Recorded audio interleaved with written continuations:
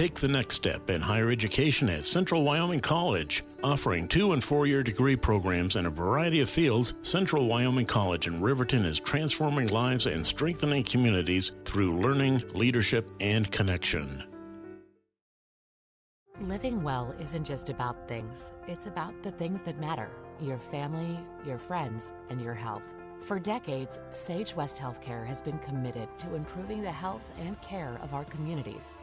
Today, we're investing more in our communities, in our people, in advanced medical technologies, and in specialized facilities, so access to better care is close to you and the things that matter most. Sage West Healthcare. Be well, live well. That's why we're here. For a place, a people, an idea, for right and freedom, for liberty and justice for all. For every square inch between fruited plains and spacious skies. Marines fight to win. See all the battles Marines fight to win at marines.com.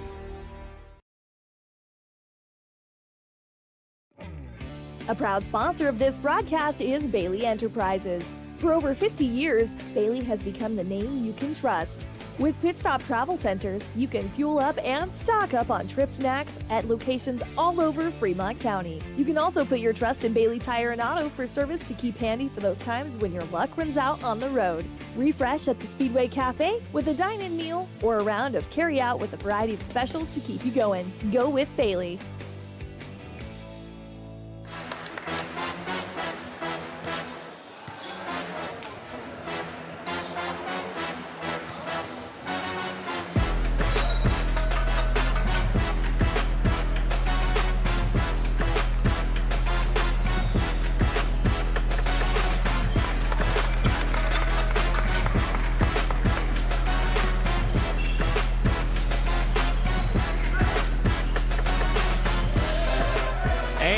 Welcome to another season of Riverton Wolverine basketball here on 93.9 KTAK and, of course, on Live Today's YouTube show. It is the Hampton Inn Suites pregame show. As always, your voice of the Riverton Wolverines, Kevin Shields here, along with Sergeant Bastian of the United States Marine Corps. Sergeant Bastian, how's it going today? Oh, it's doing wonderful, sir. How are you doing today? I am doing fantastic, thank you. And we are at the Casper Compete Classic. Of course, this is the tournament that kind of helped usher in the change away from the Stranigan typically, but the Stranigan is coming back next year. Right now, 8 total teams, including Riverton, are tentatively scheduled there. So that will be a fun and exciting time. But we are at a beautiful facility, not the greatest for film and high school basketball. You have that right, sir. But it is a beautiful facility in Wyoming Sports Ranch here. They've got originally when they said WSR4, I was like, oh, they got 4 courts. No, they have a minimum of 8. That I've been able to count or something of that nature. But it is an awesome little facility. Great lobby, great food options if you're coming down. Little bit more geared towards youth sports, quite honestly, as far as the stand situation. Most definitely. But it will be a nice kind of intimate crowd here versus tomorrow and especially Saturday at 8 a.m. at the Ford Wyoming Center. 9,000 seats. Riverton faithful are great, and I'm sure the Lovell faithful, defending state champions, are going to be 3A state champs are going to be faithful as well. Come to that game on Saturday. But 8 a.m., 9,000 seat arena.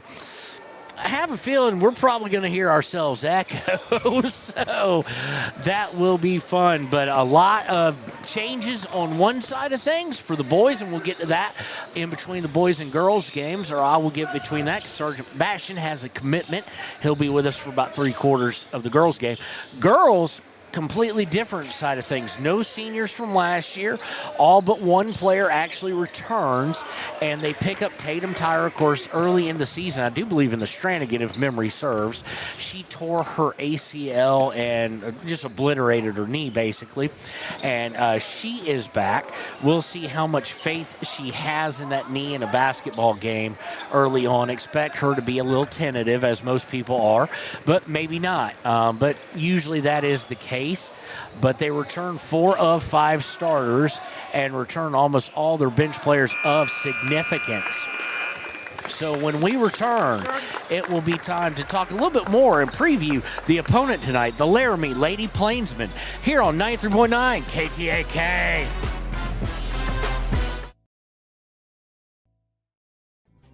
Riverton Blodorn Lumber is proud to support youth sports. Experience the Blodorn difference. Quality products, design, delivery, and expert service. Blodorn Lumber, 1202 North Federal in Riverton. Blodorn Lumber.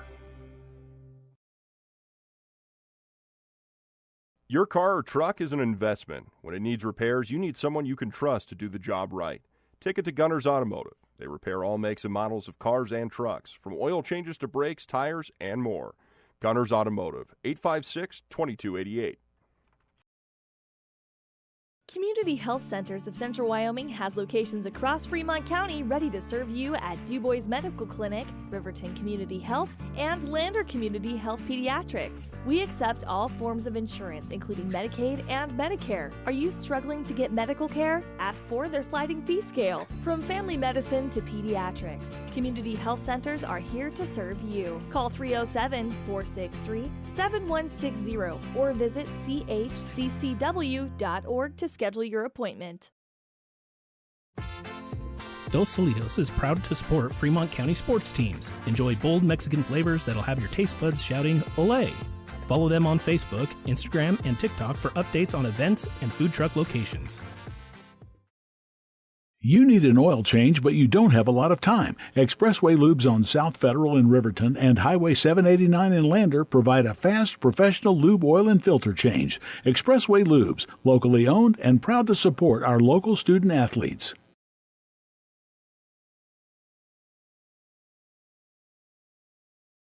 B&M Septic and Excavation offers prompt professional service. Call them today for a quote at 850-2200. They serve far and wide across Fremont County and deep. B&M Septic and Excavation is proud to support Fremont County sports.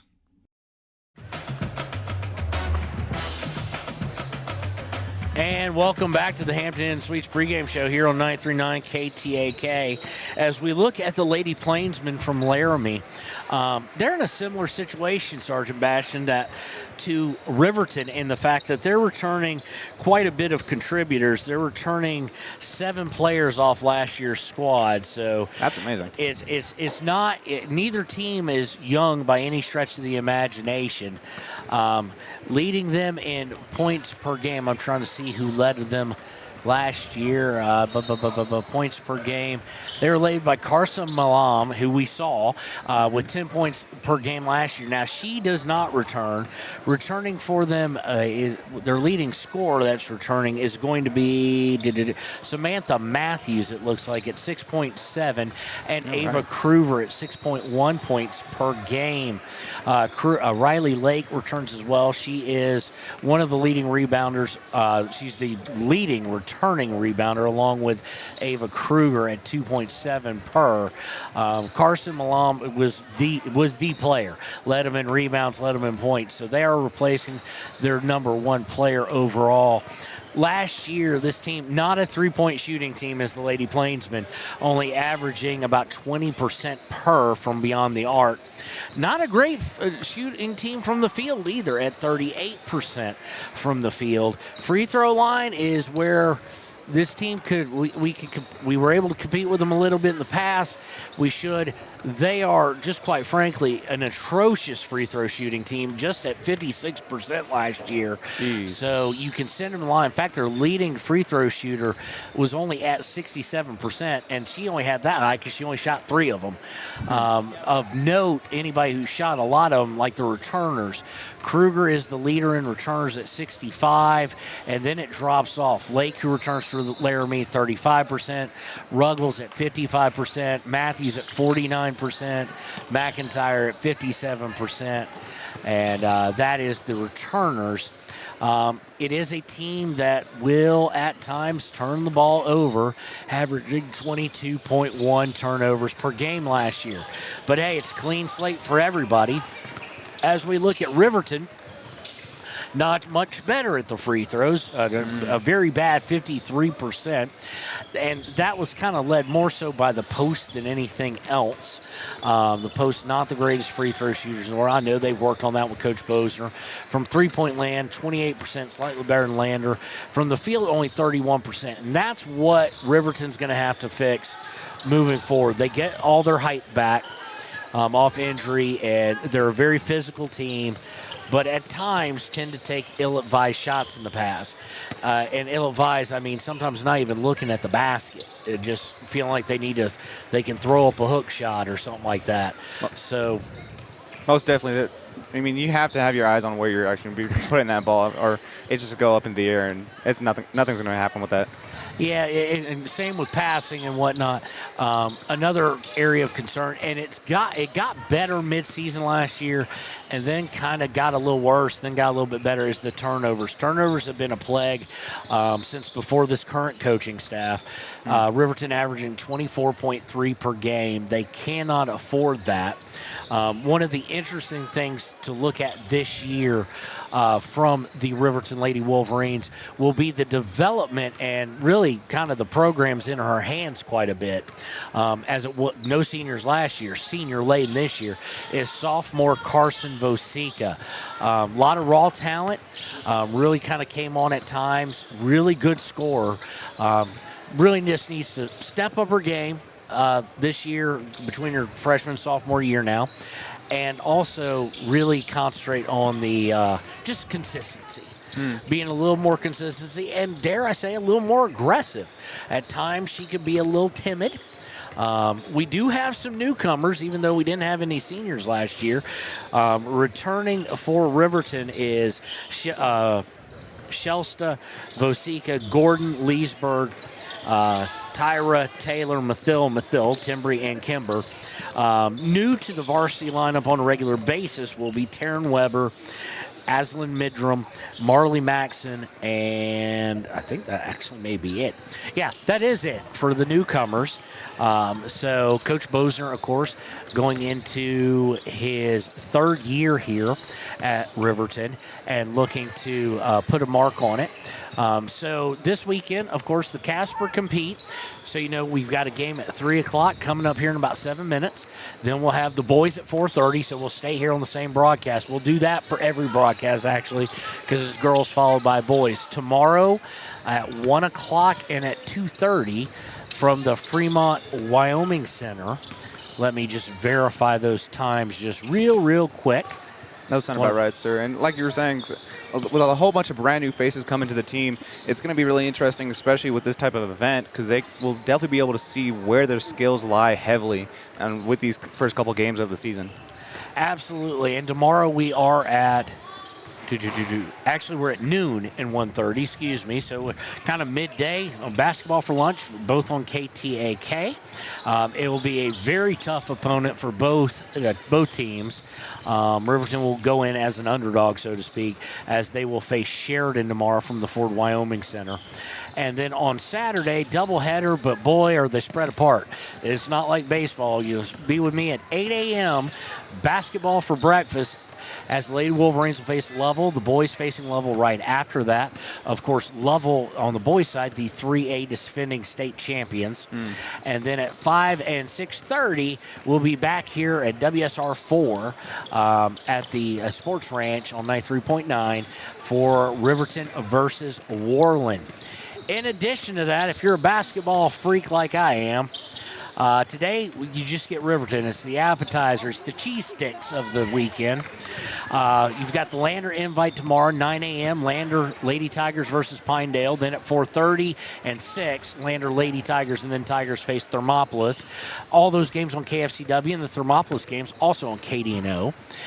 Then you've got the Herders Classic from Glenrock tomorrow at noon and 1:30. The first game on KWYW 991 is Lady Chiefs face Tongue River. Then at 1:30, they'll be on 931 KFCW as the boys face Tongue River. Then at 6 and 7:30, both here on KTAK, the Wyoming Indian Lady Chiefs, and then the Chiefs face Glenrock. On Saturday, Lander invite at 11 and 12:30. You got Lady Tigers and Tigers versus Newcastle.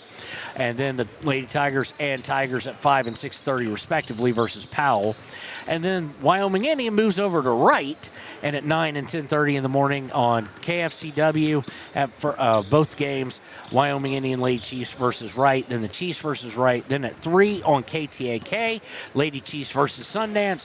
And then at 4:30 on KWYW, the Chiefs versus Sundance, the boys, to kind of round things out at the Coal Miners Classic. Now, if you're at home and you're like, Kevin, I can't remember all that, check our Facebook page. We've got it all listed. But, of course, type in WYO Today in your YouTube search bar, and you click on live, and you'll find all those games all in one place, and you can watch them all, keep up with them all. So we'll move on to Riverton real quick. We already did Riverton. I'm still getting in the groove, too. So our keys to the game, as always, it's almost cliche, Sergeant Bastion, but for Riverton, it's going to be to limit turnovers first and foremost. Everything else is secondary. Of course, with that, the history or whatnot, they just have to look at the past and then hopefully perform a little bit better this year. So, obviously, with this tournament, we do not have the greatest of angles for camera. No broadcasters do here just because of where the Wi-Fi is and everything like that. So, we're going to be moving the camera kind of quick, so it might look a little blurry as we're moving it so fast.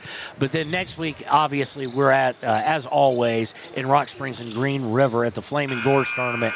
Great angles there, and then unfortunately, no home games until late January because of the lack of the Stranigan this year. Oh, that's a shame. So we're not going to go any further on keys to the game because if they turn the ball over, it's going to be a long night. Laramie likes to turn it over too, though. So equal playing field. Yeah, honestly. best keys to the game is Riverton doesn't turn the ball over, keeps around 10 to 12, and is able to really play their game. The second best option is going to be that this turns into a turnover fest. And I don't mean this as an insult. I like our chances in a sloppy garbage type game. We play very physical. Usually refs are willing to let a little bit go. Timbry and Kimber need that because they're very physical, as is Aspen Gordon. When we return here on KTAK, it'll be time for the Arapahoe First starting lineups here on 93.9. Why should your new floor come from Carpet One? Because we're passionate about the spaces our neighbors call home.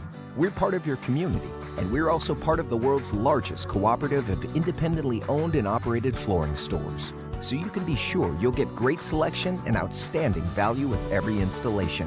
Whether it's carpet, hardwood, tile, or luxury vinyl, our experts take the guesswork out of choosing the right floor.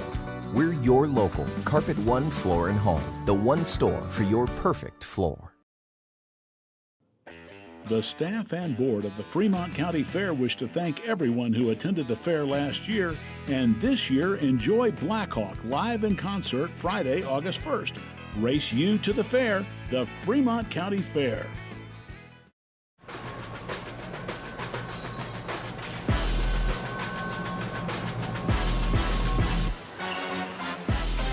And welcome back. It's time for the Arapahoe starting lineup. Here, I'm going to move the Arapahoe First logo here just so we can get a glimpse of our bench. It's actually right. Riverton in their black. It'll be Laramie Lady Plainsmen in their white with brown and yellow. They're in Laramie and they have brown, yellow, and white. The University of Wyoming colors, which makes sense with them being in Laramie. We'll try and get the lineups here. We were unable to run over there just because we're kind of jammed in this little hole. We've kind of made a little fort out of it, and I have a United States Marine Corps member guarding it. So, take that, everybody else. Personal security here. As always, sir. Yeah. Happy to be here. And he's going to keep calling me sir. Yep. That's all right. It took forever. It didn't take long to get McKeon to do it, but it took forever to get Hayden Martin not to call me sir. So it's oddly enough, it looks like it's going to be your normal starters for Riverton. Tatum Tyra doesn't look like she's going to start. That doesn't surprise me. This is her first game back. And we'll try and get this. There's the first horn. No national anthem here, in part because there's usually other games going on. I don't think there's any other ones going on at the moment, but there may be later tonight. Most definitely. And I believe, if I remember correctly from the beginning of the day, they did kind of start off the whole event with the national anthem. That way every game can just go back to back throughout the rest of the day. So they're not even going to introduce starting lineups, it looks like. So I'm just going to go through them real quick. And I thought it wasn't going to be Tatum because of her standing, but it's going to be Tatum Tyra, number 21, number 22, Lexi Taylor, number 23, Timbri Mathil, number 2, Carson Vosica, and number 11, Taylor Leesburg. For Laramie, it's going to be Josie Mathil, Lake, and Riverton's going to win the tip here. Nicely done by Taylor.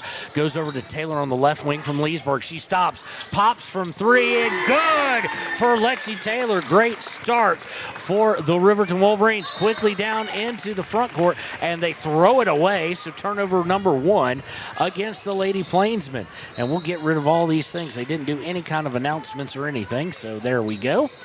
Get the scoreboard up, and we'll get the starting lineup as we can a little bit more. 22-12, Matthews, Vosica to Leesburg up top of the key. She's going to unleash a 3 off the backboard. No good. Rebound by Laramie. Laramie harassed by Timbri Mathil, and she almost gets the steal and then comes away. No, she doesn't, as Matthews able to get it over to the corner. Long 3 on the way is good by Josie Mathil, and we are all tied up now here with, we don't know the time actually, so we'll try and get it right above our head on a TV screen, and it's a bad angle. So we're going to try and keep up with it, and there is turnover number 1 against Riverton as Taylor looked to feed the post. And Laramie brings in, but they're going to turn it over on a walk. Turnover number 2 against the Lady Plainsmen. Let's see who else is starting for them. 22-11. Okay, Ruggles is also starting, as is number 3, Summers. So that's your starting lineup for the Laramie Lady Plainsmen. As Riverton comes over the half-court line, Taylor to the corner, looking inside for Tyra, gets into her, puts it up, leaves it well short from inside, and rebound is by Laramie. Stolen away, and going up for it is Mathil, and she is fouled. Let's see who it's against. It's against number 20-something. It's against number 22. It has to be, because that's the only 20 on the floor at the moment for him. Timbri Mathil will go to the line. She was in the act of shooting to shoot 2 free throws. First one on the way, one hand, no spin though on it at all. Kind of came out flat, didn't look overly comfortable, and she leaves it off the front iron, just barely hit it on the front iron. Takes her customary 4 dribbles, puts it up. No spin on this one, but it goes in nonetheless, and Riverton leads 4-3 here in the first quarter. Easily able to break the pressure defense, going all the way into the paint, and missed by Matthews. Rebound by Riverton. Looking to run down Leesburg to Taylor. Underneath, looking for Vosica. Taylor throws it away. And quickly on the break, put up by Summers, no good. Rebound by Riverton. Vosica trying to go coast to coast. Pops from 8, no good. Rebound by Tyra, puts it up and is fouled. No good on the shot, but Tatum Tyra will go to the line to shoot 2.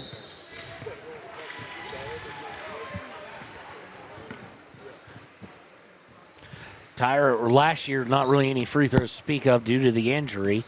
So, still wearing a full knee brace. Tyra with the first free throw on the way, in and out, no good.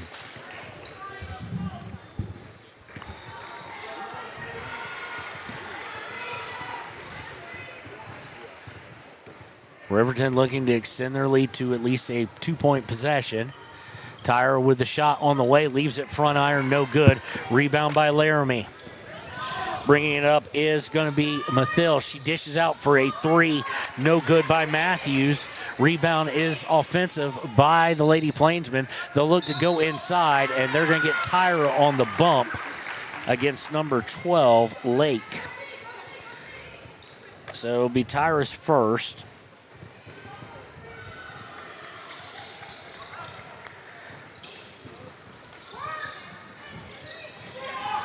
And on the inbound, it's tied up by Timbry Mathil. Possession arrow will go to Riverton, which is weird because I would think the tip went to Laramie. Yeah, I think they're going to talk about it. Should be Laramie ball. Riverton won the tip. And I'm already off on fouls. Like I said, this is my first game back, so Riverton. Balls up. Nope, in and out. Inbounded, Laramie has it up top. Laramie looking to go to the left of the center key. Dishes over to Mathil, Josie Mathil that is. That's going to get weird. And we get another tie-up. This one will be Riverton basketball. And it will be turnover number 3 by the Lady Plainsmen. Bringing it up is Taylor. Not a guard by trade, and she dribbles it off her knee, but I think she might have gotten lucky, and it might have been tipped. It was. It will remain with the Lady Wolverines. For those listening on the radio, Riverton going left to right on your radio dial. Inbound by Taylor to Leesburg. Leesburg looking to go down the right side of the key, now has to back out. Dishes to Taylor on the right wing. Taylor cross court to Mathil. To Tyra. Tyra for 3, no good. Looked pretty good, but just couldn't make it. Couldn't get it to go down, and Laramie looking to break. Held up by good defensive getting back by Riverton.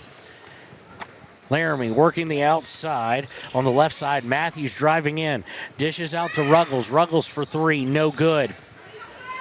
Rebound is by Timbry Mathil, who gets it Leesburg, and she will bring it up the right side. Long pass now to Taylor, and Taylor steps on the line going out of bounds. That will be turnover number 3 against Riverton. 4-3 here still in the first quarter. They said they're really not set up for spectator sports, so we can't actually see the scoreboard at the moment. Bringing it across the center court is Gordon. Not Gordon, it's Laramie. It's Matthews, dishes out, misses, now dishes right back out to Summers for 3, no good. Rebound is by Mathil again. Mathil looking to drive in. Dishes back out to Tyra. She got a little out of control to Leesburg for 3. In and out, no good. Rebound by Laramie. Laramie over the midcourt stripe, going to the left. Now dribbling to the free throw line is Ruggles. She puts it up and good. And we are now 5-4 in favor of Laramie. Low scoring here, shooting not been the best friend of anybody's. Taylor now with it on the right side, hands off to Leesburg. Leesburg back to Taylor towards the post. Spins, puts up from 10 feet, wild shot, no good. Rebound by the Lady Plainsmen. Stolen away, though, by Mathil. 4th turnover of the day, and they are going to foul Mathil. Let's see who they got. It's going to be either number 12 or, nope, they're going to get it on number 3. That is Summers. That is her first, team second, I think. And we have a timeout by Laramie here. So we'll be right back. 5-4, Riverton trailing by 1 here in the first quarter, in the first game of the 25-26 hoop season on 939 KTAK. Visit Lander Gambles to make your home feel like new. They will beat any competitor's price. Stop by to speak to one of the sales agents or visit LanderGambles.com. Lander Gambles will help you find the perfect product that fits your budget and lifestyle. Lander Gambles, 420 Main Street, Lander, Wyoming. And welcome back. I ran out there and checked the clock. 3:45 left in what has been a somewhat sloppy game. 2 of 7 from the field is Laramie. 1 of 9 for Riverton. Neither team really shooting it lights out. You wouldn't expect that early on. And it'll be after the foul against Summers, it will be Riverton ball out of the timeout.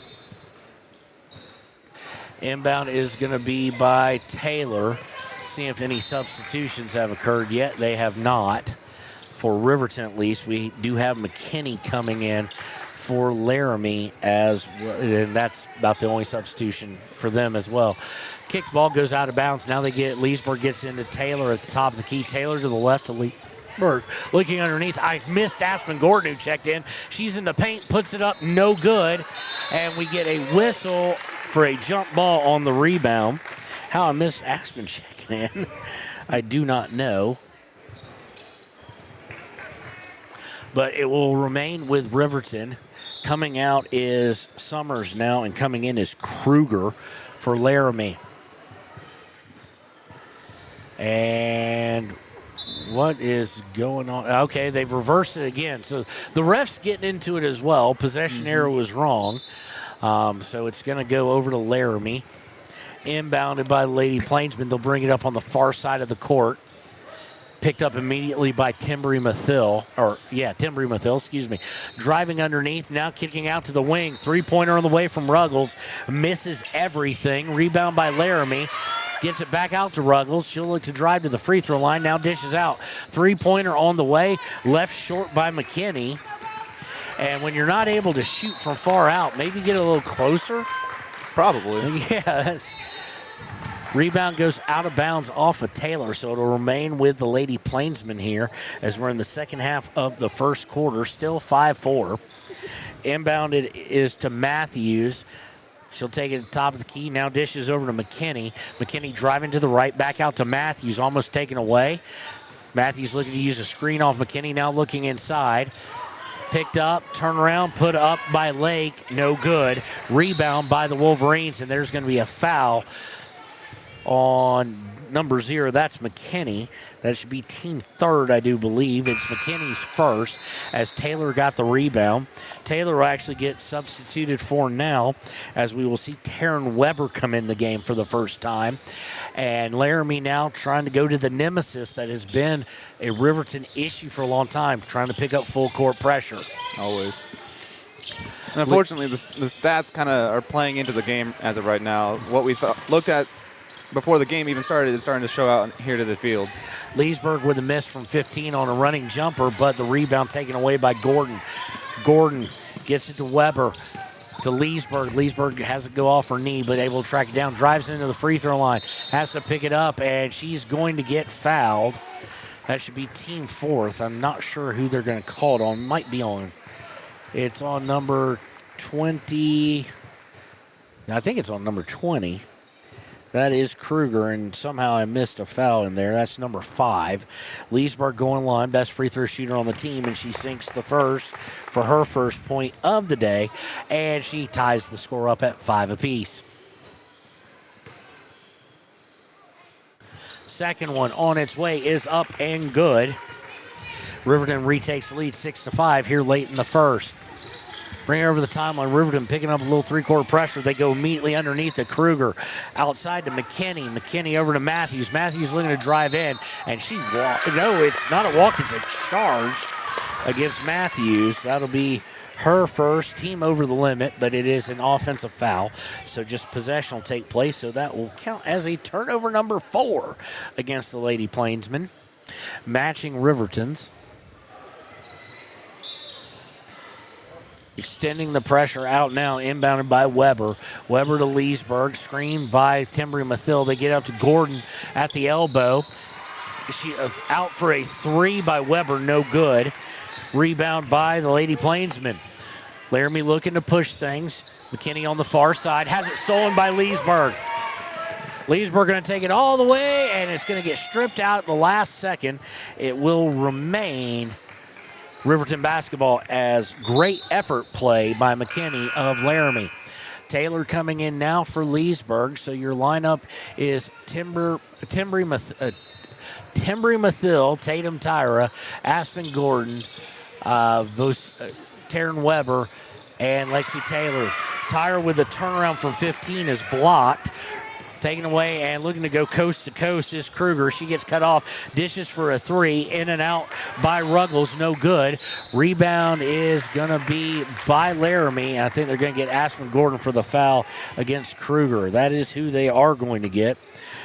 That'll be Aspen Gordon's first. It is team 4th. So inbound another basket goes to Lake on the post. Dishes out for a 3, and it is good by McKinney. And Laramie will retake the lead 8-6. Over to Tyra. Tyra on the left wing. Back out to Weber. Weber dribbling around the horn, looking inside. Great pass by Mathill, who decides to go up and under. No good. Rebound by Gordon, no good. Rebound by Laramie. No, taken away by Gordon, and she is going to be fouled. So, Tyra, great effort there. Just can't get the ball in the bucket. Aspen Gordon will go to the line. I don't know who the foul is against. That's over the limit. So we'll try and get those squared away at half because there's no announcer here at all. Gordon with her first free throw, up and good. She has her first points of this early season matchup in the campaign for 25-26 and cuts the deficit 2-1, 8-7. Gordon spins the ball once off the ground and in her hand. Free throw is up and no good. And fought for the rebound and taken away by Laramie. Laramie's Lake bringing it up. Lake to not Matthews, Kruger. Kruger to Matthews. Now back to Kruger for 3. Good. Kruger's first shot of the day extends the lead to 2 possessions at 11-7. Taylor over center court, looking to go around the right.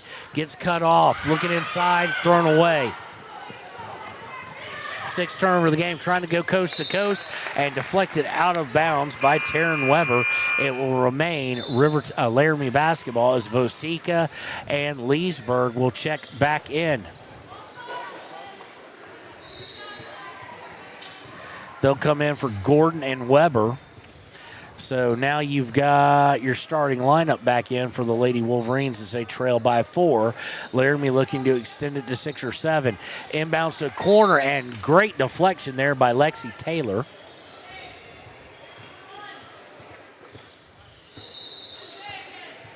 So it'll be out of bounds for Laramie in the corner and almost throwing it away as they inbound at Matthews.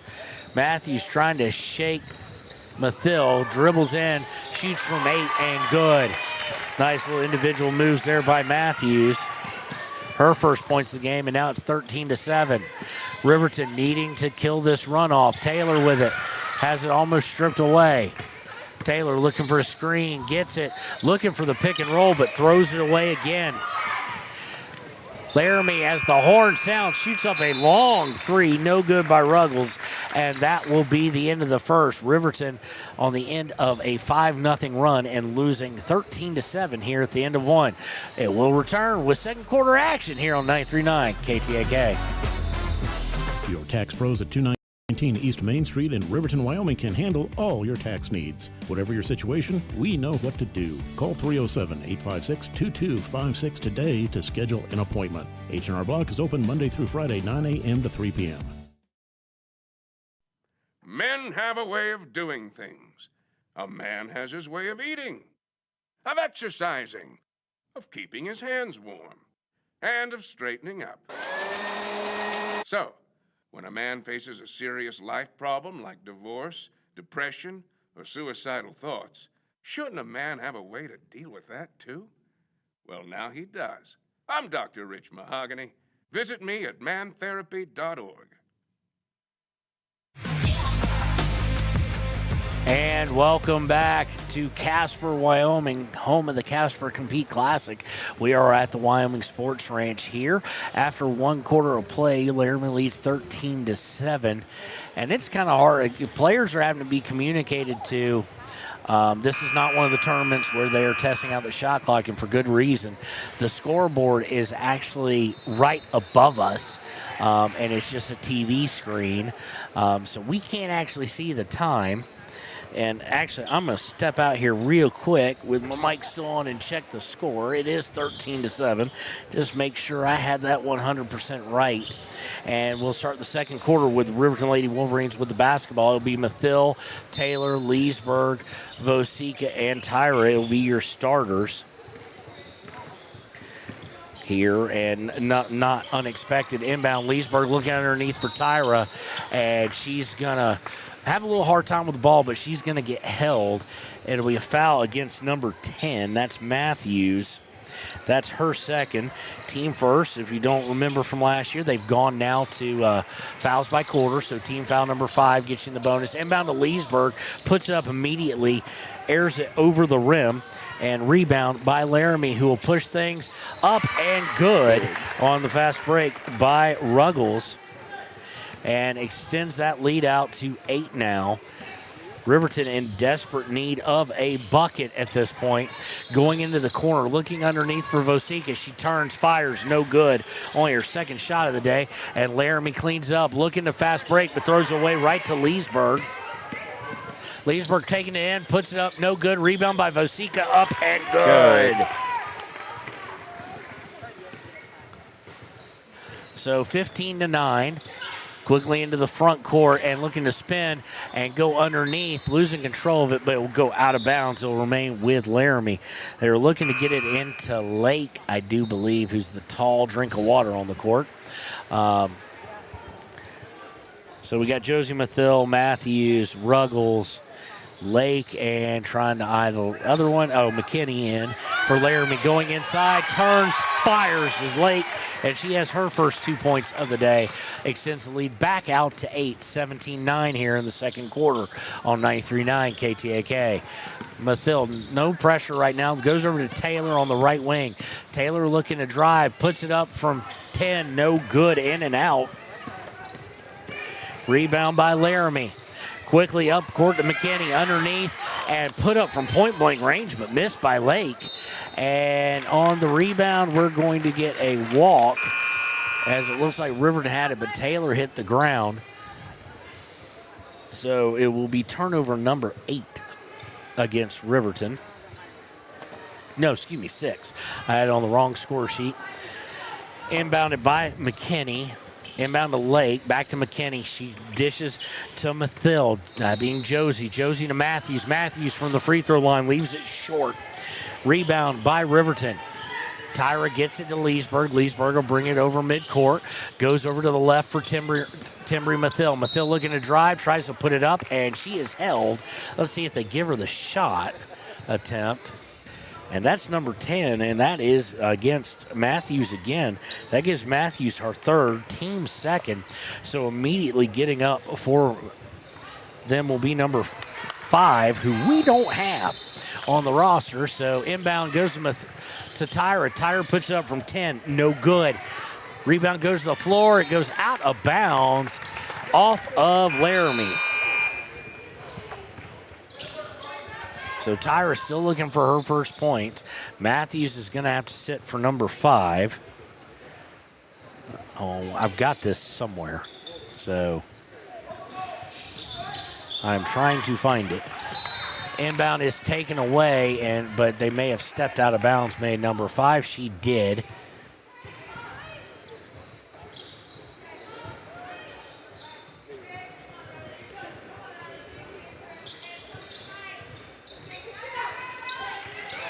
Inbound to Leesburg. Leesburg going to fire a 3, no good. Rebound by Mathil, and no, she cannot secure it. Taken away, and we get a whistle on the floor. It's going to go out of bounds off of Riverton.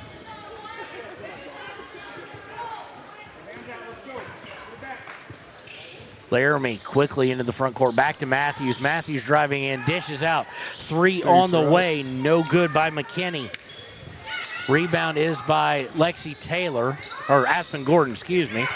Couldn't tell with the blonde hair moving all around. Aspen Gordon coming in for the first time. They get to Vosika on the break. She puts up and good.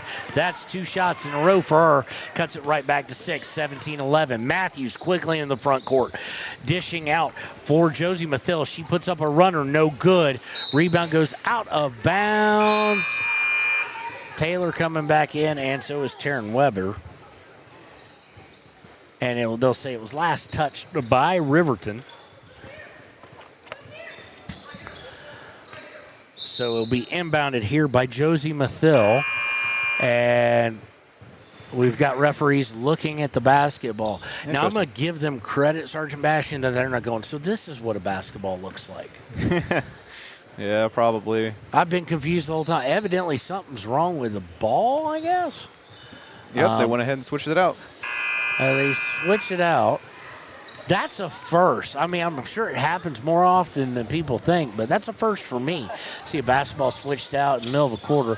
Inbounded by Mathil. Touch pass back to her. She shoots a three. Good. She now has 6 on the day, and the lead is the largest at 9. Riverton quickly moving down. They get it to Mathil. Tries to shoot a bank shot. No good. And on the transition, we are going to get a foul against Aspen Gordon. That will be her second, team first of the second quarter here. Couple of substitutions going on for Laramie, trying to see who came in. No one who's back in the game for the first time. Matthews going to the right, now left, kicks it out to Ruggles. Up top to Josie Mathil. Back to Ruggles for 3, but we may have a 3-second violation. We do. So that'll be turnover number 8 against the Laramie Lady Plainsmen. And we are going to see Cairo Shelsta for the first time, I do believe. Let's see here. No, that's Vosika coming back in. Who did we just have come in? Cairo Shelsta, Vosika and Weber come in. And Leesburg trying a long pass, going to turn it over as it goes soaring over Carson Vosika's head. It'll be a turnover, 7th of the day. Laramie, nobody really pressured, nobody really pushed too hard, but they're running everywhere they go. Swings around back to Matthews for 3, no good. Rebound is by Vosika, and she's held. Coach Boster really, really pleading for that one, and well-deserved to plead for it. Foul is against somebody. I could not tell because I was looking down at the book, and they're on the opposite side, so we'll try and get it up to date as soon as we can.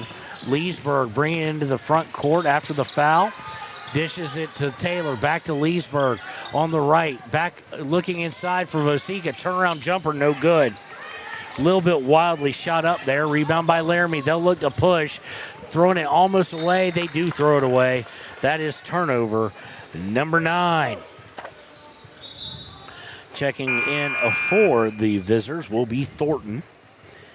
That is the first time we'll see her today. And Tatum Tyra going to come in for Leesburg. So a little bit taller of a lineup here for the Lady Wolverines as we're in the second quarter of play, 20-11 in favor of the Lady Plainsmen. Inbound, now they're putting the pressure on. Taylor tries to dribble through it, loses it. Thrown away, and then Riverton comes away with it. Mathil does. And she has to throw it away as to not walk. And then it goes out of bounds, so that'll be turnover number 8. Chaotic experience there. Right there it was, yes. Someone has got to come help out the post players when they're trapped. No guards, no natural guards really on the floor at the moment. They get it inside to who was that? Yeah, it was actually that was Thornton. Puts it up, no good, but stolen away and up and good by Josie Mathil. And we're going to get a timeout as it's 22-11 after the 9th turnover. When we return, we'll see if Riverton can get back in this game as some sloppiness has cost them here lately on 939 KTAK. High Plains Power is a Touchstone Energy cooperative. What does that mean for you as a Rural Electric Association member? It all comes down to 7 principles: open membership, one voice, one vote, member benefits, independence, education, cooperation, and community. To understand how it all works, we're headed back in time. In 1879, electricity was in major cities, but rural areas were out of luck. In 1935, President FDR made it possible for companies to build power lines to unserved areas. By the time we hit 1941, some 400 electric co-ops had been organized to serve rural America, just like High Plains Power. For more information, visit highplainspower.org. And welcome back, 22-11 in favor of Laramie Lady Plainsmen here in the second quarter. We have 3:36 to play in the second. I ran out there. I'm going to say hi to the Mathills who are sitting in front of me. And say if they ever want to turn around, tell me how much time is on the clock. I'd be greatly appreciative. Inbound by Weber to Leesburg. Leesburg coming over the timeline. Looking to her right, didn't like what she saw, keeps it instead, goes to Tyra on the left. Tyra, they're looking to trap her. She's not a natural guard, way out on the perimeter, and she is trapped now. She dribbled in the corner, but does get it to Leesburg, who almost loses it. Leesburg has to get Tyra, tipped over to Vosika. Vosika to Timbri Mathill. I'll get this right at some point in time. It's not like I haven't called her for two different sports in 3 seasons. Thank you. 3:11 left in the first half. 22-11. They didn't consult me on the design of the building, so inbound is to Tyra. Tyra going to the right to Leesburg. On the wing, looking for a screen, gets it. Instead of passing, it's going to shoot a 3. No good by Leesburg. Had a hard time getting it in from 3, and it's going to lead to a break by Matthews, who somehow misses the layup. Rebound is by Riverton. Leesburg will bring it across the timeline on the left side. Still an 11-point game. They get Weber on a little pick and roll. She gives it up to Mathill. Mathill dribbles in, puts it up, no good. Stolen away, though. Vosika on the break. Good! Carson Vosika with her 6th point of the day, and now we have a whistle. And I'm not sure what for. Maybe we got either contact or bloody nose. Looks like we got a bloody nose for number 5. So 22-13, back down to 9 here as we're probably under 3 minutes at this point. Matthews over the timeline as she's back in with 3 fouls. Got to be careful. Swinging around to Ruggles. Ruggles to Thornton. Thornton back up top to Matthews. Matthews with a stir step, and she loses out of bounds. Be turnover number 10 for Lady Plainsmen, and a chance for Riverton to add some points here and cut the lead down back into the 7 or maybe even 6 range, depending on what happens. Leesburg to Weber. Weber looking for an alley-oop. Looking to catch Vosika and just soared over her head by about a foot. That is turnover number 10 by Riverton. Checking in for Weber will be Aspen Gordon. Matthews with the inbound. Matthews to Kruger. Kruger going to the right. Now driving baseline, kind of gets stuck. Dishes it out for a 3 on the way. No good. Rebound attempt's going to go out of bounds. It was missed by Josie Mathill.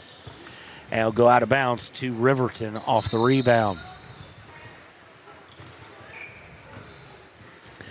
Inbound by Gordon. Gordon to Leesburg. Leesburg will be pressured just slightly by Josie Mathill. Leesburg going to her right to Vosika. Vosika in the corner, up top to Tyra. Tyra looking for someone to pass it. She's going to get caught with a walk. That's kind of the danger you get when you got post players who can play outside, but you get them the ball in a ball handling situation. Walks, turnovers, double dribbles sometimes ensue. It really does. I mean, you just got to practice that, right? You got to put them in those situations. That way they know how to handle that. Keep them in the post. Inbound is to Josie Mathill, who I'm wondering if she's related to Kimber or Timbri. And I got a thumbs up from Dad, so indeed. Driving in is Thornton, misses off the underside of the of the backboard, but stolen right back away to Matthews for 3. No good. Rebound this time by Riverton. Vosika trying to go coast to coast, puts it up. No good by Vosika.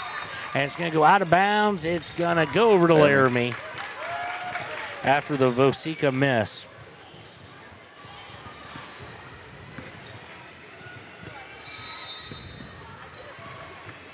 Matthews with it over half court.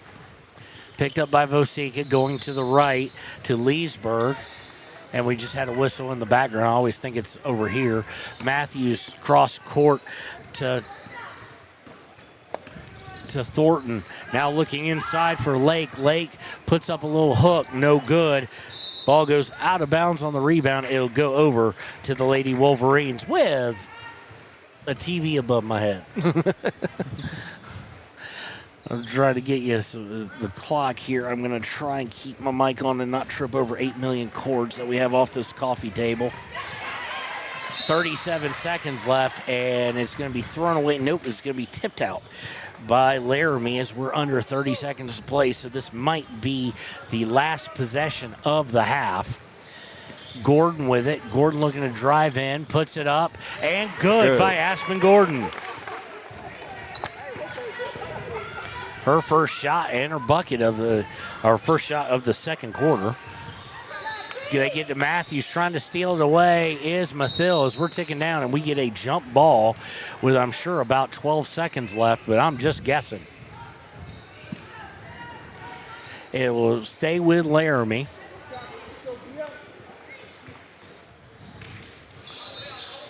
Inbound, put up from 3, good.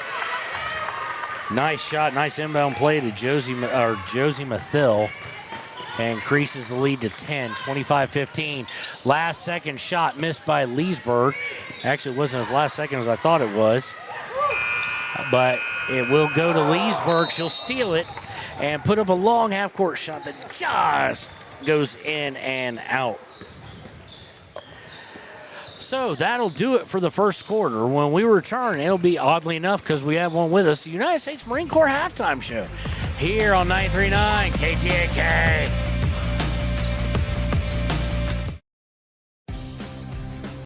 For more than 40 years, Porter's Mountain View Supply has been serving central Wyoming with top brand name spas, stoves, fireplaces, and outdoor grills. With 2 locations in Riverton and Casper Plus financing available for your purchase, Porter's offers expert advice, quality products, and service along with maintenance. Porter's, your local spa, stove, and fireplace provider in Riverton at the corner of Sunset and North Federal.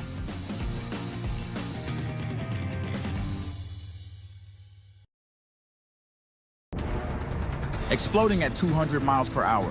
Airbags pack a punch. Until age 13, stay buckled up in the back seat. Buckle up, Wyoming. It's the law. Shoshone Rose Casino and Hotel is proud to support youth sports in Fremont County. Enjoy a meal at the Deca Gai He restaurant. Deca Gai He is Shoshone for the eating house. Open daily from 7:30 a.m. until 9 p.m. Try a weekend getaway with the family in one of their comfortable, pet-friendly guest rooms and enjoy the heated swimming pool. Book online at ShoshoneRose.com and remember to support Fremont County youth sports. Go team!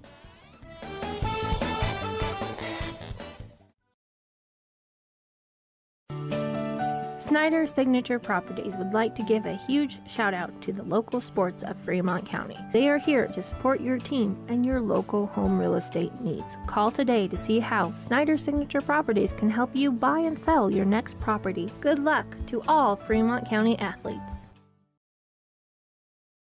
Arapahoe First is proud to support all Fremont County athletes. Just like the hard work you put into every game, we're here for tribal and non-tribal members alike. Wishing every athlete a season of strength and success. Call 307-463-4185 to discover what Arapahoe First can do for you. Grand Altitude Federal Credit Union is more than a place to bank. It's a partner in every financial journey. From checking and savings to auto loans and mortgages, they give members the tools to move forward.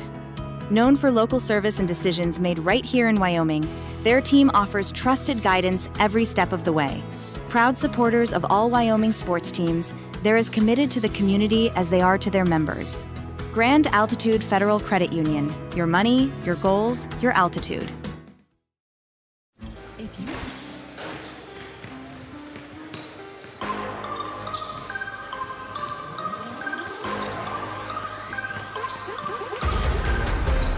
And welcome to the United States Marine Corps halftime show. I am joined by Sergeant Bastian, and it was option 2 of the best case scenarios, and wasn't that best case, as it's been sloppy. It really has, Kevin. And the way these girls are playing has just been kind of all over the place.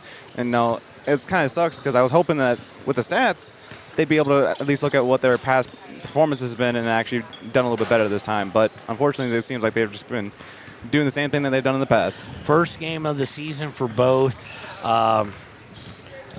25-15 at half, still well within striking distance, and partly is neither team has shot overly well. 10 of 31 is Laramie, so just under 33%. And for Riverton, it's bad. It's 5 of 32, so under 20%, a good deal under 20%. Haven't done the math yet, but they are right there. Some good signs. Vosica finishes up the half with 6. Gordon finishes with 3. Taylor finishes with 3, and Timbry Mathil with 1. Leesburg with 2, as well. Both Mathil and Leesburg's points all coming from the free throw line. In fact, Leesburg, who they're going to have step up, is 0 for 9 from the field. So they need to cut down on the turnovers. They finished the half with 12 of those. And Laramie finishes with 11. So both teams turning the ball up about at what they averaged last year. So you expect it a little bit. You expect it to be a little bit of a game that's kind of unique as far as how tiresome they are. Of course, we're watching the boys warm up. Both teams losing a good amount of productivity from last year in the boys game, and we will highlight that later on. But so that is your halftime. It is 25-15. We want to thank, this is going to date me a bit because of the commercial, the proud, the Marines, for sponsoring the halftime show. We thank Sergeant Stover for talking to Sergeant Bastion, getting him out here. You know, Sergeant Aiden Martin is located here in Casper, and he's not here. So if you'd like to make fun of him, feel free. Of course. Good friend of the show, good friend of WYO Today. And if McKeon happens to be listening, he said he'd come visit, and he never has. So I know he's enjoying Denver, and as I think it was Martin said when he got down there to MEPS, Saturdays and Sundays off. Most likely, yes. So, again, thanks to the United States Marine Corps. When we return, it'll be time for the third quarter here on WYO Today. Look no further than Valley Lumber. They provide nothing but the best from lumber, power tools, hardware, paint, plumbing supplies. If you need it, they have it. Valley Lumber at 290 North 2nd Street in Lander. Warm Valley Health in Fort Washakie is a full-service medical provider. With integrated care teams, you're always able to reach someone in your medical team. Warm Valley Health provides primary care, nephrology, podiatry, optometry, pharmaceutical, along with other services. New to Warm Valley is pediatrics and OB care. Walk-ins are welcome. That's Warm Valley Health, located at 29 Black Coal Drive in Fort Washakie. Call today, 307-332-7300. The holidays are full of moments we never want to miss. One more laugh, one more hug, and one more memory. But one wrong choice can take all of that away. This is Cody Bears with WYDOT. If you're drinking this season, please don't drive. Call for a safe ride. Make it home to the people who love you.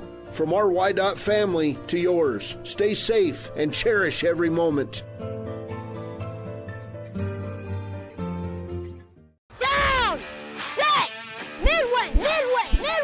Come to Midway Auto and RV and score big when buying a car, truck, or SUV. Every vehicle goes through a 100-point inspection, and every vehicle comes with a warranty. Our Super Bowl is giving our customers the friendliest service, the easiest buying process, and the best deal possible. Treat Midway like the home team. We always make the best play for our customers. Come experience the Midway difference, where you're not just a customer, you're part of the Midway family. Heinz General Store has been the grocery store of choice for the Fort Washakie area since 1945. For this week's special, see their website at heinzgeneralstore.net. And for convenient shopping this winter, click on Heinz Online, download the app, and shop in the comfort of home. Schedule a convenient pickup time, and the team at Heinz General Store will do the rest. Heinz General Store says good luck to all Fremont County teams. Take the next step in higher education at Central Wyoming College. Offering 2- and 4-year degree programs in a variety of fields, Central Wyoming College is transforming lives and strengthening communities through learning, leadership, and connection.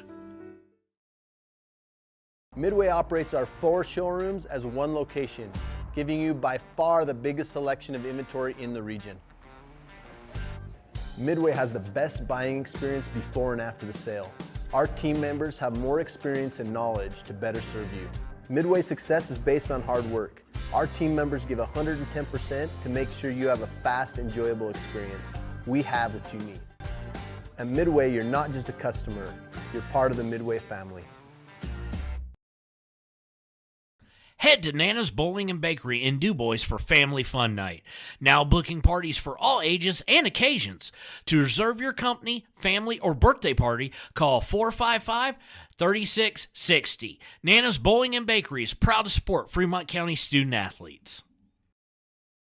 Discover Thermopolis is proud to stand with our Bobcats. From local attractions to hometown pride, there's always something to cheer about here. Discover Thermopolis, celebrating our community and rooting for the Bobcats all season long.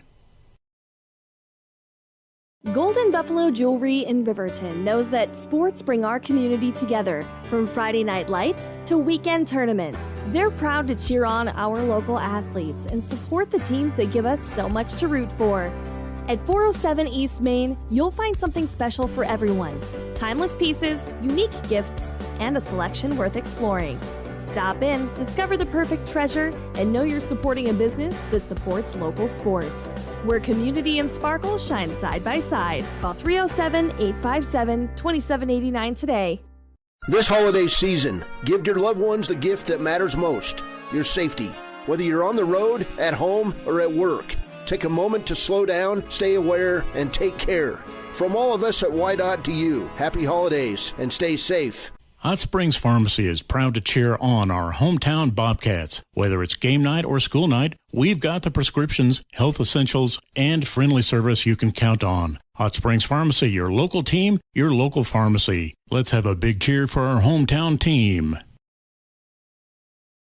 This season, celebrate safely.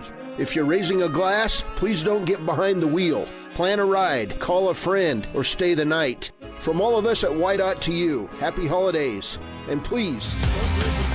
And welcome back. Inbound is by Riverton. It is Taylor, Leesburg, Adam Tyra, Vosica, and Timry Mathil, and it's going to be thrown right away as they try to get it into the post. It's going to be a turnover. Shot put up on the break by Summers is no good for Laramie. Riverton comes away with the rebound. Going to Taylor on the right, looking for Vosica on a cut. She kind of picked up, she wasn't there. Now they've got Taylor. She's going to throw it off the knee. She had no choice. No one coming to her with the 5-second count on. That's something they got to work out kind of quickly. Got to come and help. Inbound to Mathil, out to Vosica. Vosica from 17, no good. Rebound is by Mathil and tied up by Aislinn Midrum. No, that's on our team. Excuse me, by Summers. And it will go over after the miss by Vosica on a jump ball. Well, not a jump ball, a possession arrow. Possession arrow, the worst thing since peanut butter and jelly in the same stinking jar. Those who listen know I hate the possession arrow. Hate it. And it's going to be thrown away by Laramie as they cross over into the half court to try and set up their offense. That's number 12 against them. Inbound is to Leesburg. Taylor will actually bring it over the timeline as it's passed back to Tyra on the left, slightly left of top of the key. Tyra looking inside, now goes Taylor on the left wing. Taylor, as Riverton goes right to left on your radio dial, throws it away, and turnover number 14, looking to break, and they're going to turn it right back over for turnover number 13. So still sloppy play. Leesburg getting trapped, gets it to Mathil. Mathil trying to break it. They got a 4-on-2. Mathil takes it all the way in and is rejected out of bounds, but it will stay with Riverton as Aspen Gordon will come in. I'm just finding it very interesting that Laramie is putting a lot of pressure on their side, on the opposite side of the team on the court. whereas Riverton is really just playing it safe and pulling back, which is I'm finding that Laramie's getting a lot of the ball time with that happening. Inbound is by Gordon to Cairo Shelsta, who is checked in. Every time I get her name wrong, I get yelled at by home by my daughter Cassie. Blocked on a shot by Mathil. She got her own rebound and missed again, though. And coming away with is Laramie. Laramie to Ruggles. Ruggles looking to drive in. Josie Mathil back out to Ruggles. Ruggles from 15. Good.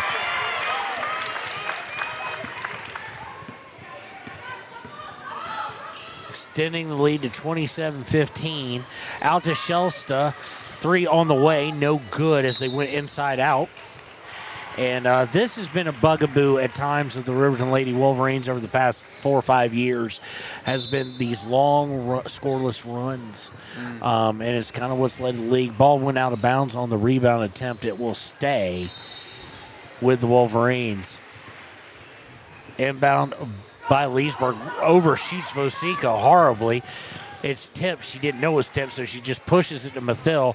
Mathil to Gordon. Gordon puts it up and is fouled.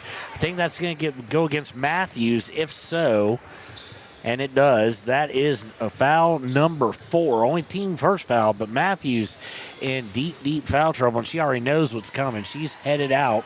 It will send Aspen Gordon to the line to shoot 2.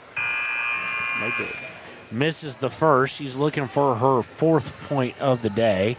Cairo coming out for Tatum. Tyra coming back in now. Coming in for Matthews is McKinney for Laramie. Gordon with the second one. Hits every bit of rim and falls through. Nice spin on that. And cuts the lead back down to 11. 27-16 here in the third. Looking inside to Lake. Lake spins, fires it up wildly, no good. Rebound by Riverton. Leesburg has it. Leesburg cross court to Vosica. Vosica looking for Mathil and throws it just off target, out of bounds. 15th turnover of the day. It'll be Lady Plainsman basketball. Inbound is to Josie Mathil. I'm guessing cousin of Kimber and Timbry. Yes, indeed. Her parents in front of me. So Josie looking to drive in, shoots from 8. No good. Rebound is by Lake. Lake out to Mathil again for 3. Good. Lead is now 14, largest lead of the day. As Clay Sheets walks just right in front. Looking to drive inside. Leesburg putting it up. No good. She is still scoreless from the field. And she's out of the game. Coming down court is Kruger. Kruger to Ruggles. Ruggles looking to drive in, gets pulled up to McKinney. McKinney from top of the key to Lake on the right wing. McKinney looking to drive. Drives in. Tyra stays with her. Dishes out to McKinney for 3. No good. Rebound goes out of bounds, and they'll say Riverton touched it last. Looks like maybe Carson Vosica. So it will remain with Laramie Plainsman. Shot by Ruggles, left short from 2, but they get the rebound again. Out to Mathil. Mathil looking for McKinney, intercepted by Timbry, and nice pass to Vosica. She puts it up and in. She now has 8. It's a 12-point game, and we've got a timeout on the floor. We'll take it with them. 30-18 here in the third on 939 KTAK. Stay at the newly renovated Hampton Inn & Suites Riverton, proud sponsor of all sports teams, home and away. Experience the perfect blend of comfort and convenience with Hampton's top-notch amenities, including a free hot breakfast, complimentary dinner and drinks Monday through Thursday evenings, a sweet shop for snacks and essentials, a pet-friendly environment and an indoor hot tub pool, and a fitness center to keep up with your workout routine. We've got everything you need for an exceptional stay. Reserve your stay now on our website, Hampton Inn & Suites Riverton, where comfort meets convenience. And welcome back. 4 minutes exactly left here in the third quarter. It's a 12-point deficit for Riverton.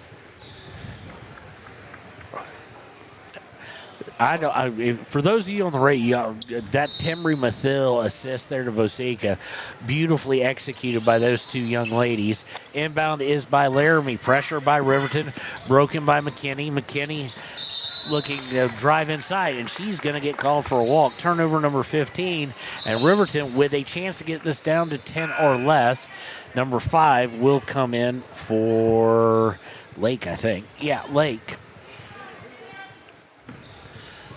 Inbound by Aspen Gordon to absolutely nowhere, and Coach Bosner's hand goes up to his forehead, as that was just, I don't even know. 16th turnover of the day. We're at 31 between the two teams, so sloppy to say the least. Inbounds will be to her right of the basket for number 5. She gets it back on a give and go and hits the 3. And the bench was very happy. And quickly moving down, Vosica with it is going to put it up and good. She now has 10.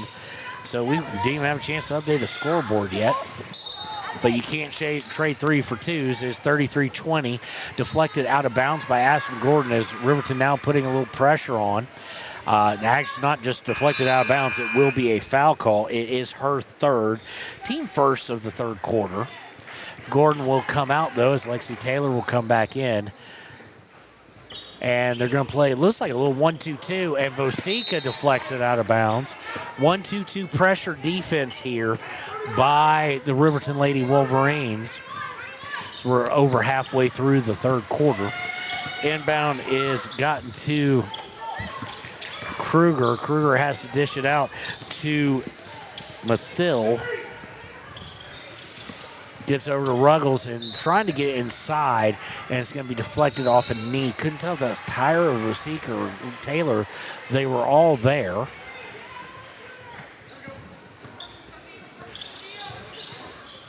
Thank you, Coach. And it's stolen away by Leesburg as Mathil tries to bring in. Is that on Leesburg or was it after it? It is on Mathil. Josie Mathil. That will be her second, team second of the third quarter. Inbound by Taylor. Couldn't tell because Leesburg kind of reacted like she may have been caught. But she brings it up, going to the right to Tatum Tyra. Tyra is going to get, we're going to get an offensive foul on Leesburg well away from the ball. Might be a little bit of frustration. She only has 2 points, and they're both from the free throw line. But it'll count as a turnover, number 16 on the day. Or 17, excuse me. And quickly up, they get it inside, putting it up, no good. We get a foul with 2 shots as Kruger put it up. Foul is against number, I think 22. If that is indeed the case, that'll be against Taylor. It'll be her first, team third. It'll send Kruger to the line to shoot 2. She has not shot a free throw all day. First one up and no good. She's only shot twice from the field, hitting a 3, missing a 2. So it remains 33-20, a chance to get it back out to the biggest lead of the day here if she can hit this free throw, and Kruger does. Back out to 14, 34-20. Inbound to Leesburg. Leesburg going from her left to right, over to the far side of the court, gets it to Vosica. Vosica to Mathil. Mathil tries to turn away, and she's going to get fouled by Kruger. Team third, it'll be Kruger's second foul of the afternoon.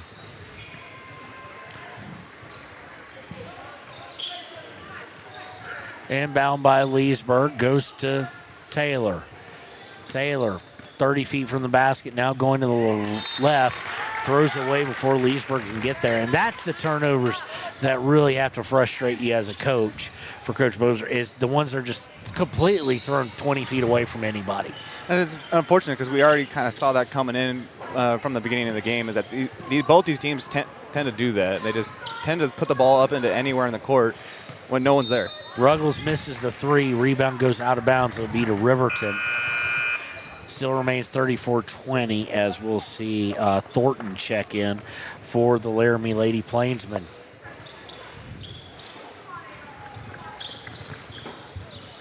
Inbound to Leesburg in the corner, trying to shake Josie Mathil. Does so, coming to her right for Taylor. Taylor takes one dribble, now picks it up, goes to the left for Tyra. Tyra looking to drive the free throw line, gets shoved off, and that was just obvious. Almost full extension arm, can't do that. That'll be team foul number 4, so it'll be one line, or no, maybe number 5. It is number 5, so I missed a foul on somebody. So it'll send Tyra to the line. She's looking for her first 2 points of the day. She is 0 for 2 from the line so far. First one on its way, good. So her first point since the ACL tear. Leesburg will come out, and Cairo Shelsa will come back in.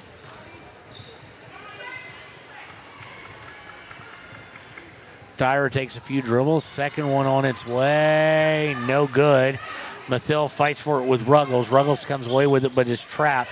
But they'll look to break it. Quickly into the front court. Nice pass. Mathil out for a 3 by Kruger. Misses well long. And rebounded by Riverton. Kyra Shelsa bringing it up. Gets it to Mathil. Mathil in the corner. Looking to dribble into the paint.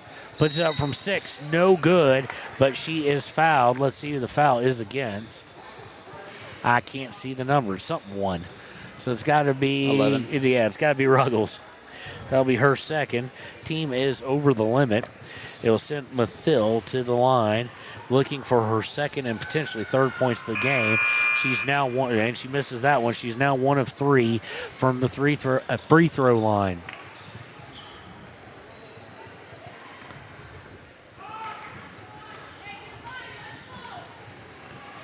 So with a couple dribbles, second one on its way. No good. Rebound by Tyra, but she brings it too low and will bring up a jump ball. Let's see who it remains with. Mathil now 1 of 4 from the free throw line. It'll stay with Riverton. Just you got to keep that chin about chin level if you're a post player on a rebound like that. Taylor looking to inbound, looking at 5 seconds, and it is 5 seconds. Turnover number 19. No one able to get open. Good defense by the Lady Plainsmen. They'll look to break the press, and they do easily. Kruger looking to drive all the way. Dishing last second. And I think Shelsta is going to step out of bounds as she tied up Lake. She did indeed. So it'll be inbounded into Lake. Lake out to Mathil. Mathil for 3. Good.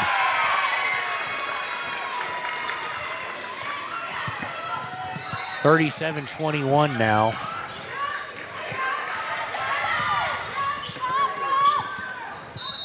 And Riverton trying to break the press, and they are going to step out of bounds. That's turnover number 20. Riverton being outscored 12-6 here in the third quarter. Kruger with it, driving in, goes off her knee and taken away by Shelsa, but then she is tied up. It will be Riverton basketball. It will be a turnover against Laramie. That's number 16 for them.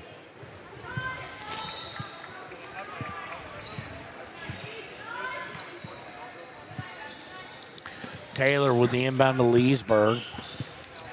Picking up full court press is Laramie, led by Thornton. She has to get it to Taylor, and Taylor's going to be shoved. She tries to throw it as quickly away as she can.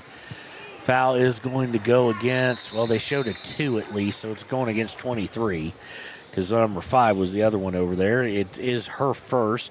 Team well over the limit. Oh, so we'll send Taylor to the line, looking at her first 2 free throws of the afternoon. Again, 16-point lead. Taylor's free throw up and no good.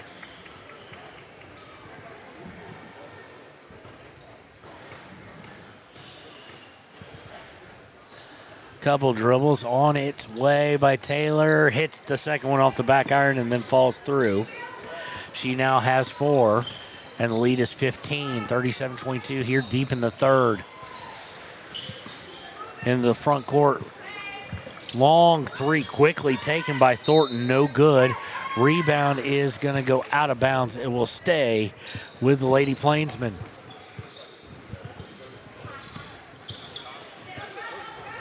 Inbound Stolen away, nicely done by Riverton. But then we've got a foul somewhere against 23. That is going to be against Laramie. So that'll be Thornton's second really quickly in succession. And as it was a loose ball foul, not a defensive foul, it will send Timbrey Mathil to the line. Shoot 2, where she is 1 of 4 on the day. She has 1 point off that one free throw. Looking to get this under 15. First one on its way up and good. 14-point lead now for Laramie, 37-23. Checking in is going to be Kimber Mathil for the first time today. And Taryn Weber.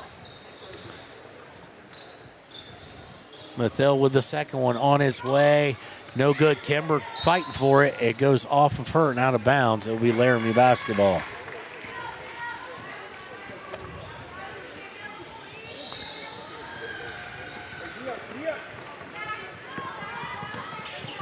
Quickly into the front court. They're going to pop a wide open three from Thornton. No good. Go out of bounds. It will go over to Riverton after the failed offensive rebound attempt. Checking in will be McKinney now for Laramie.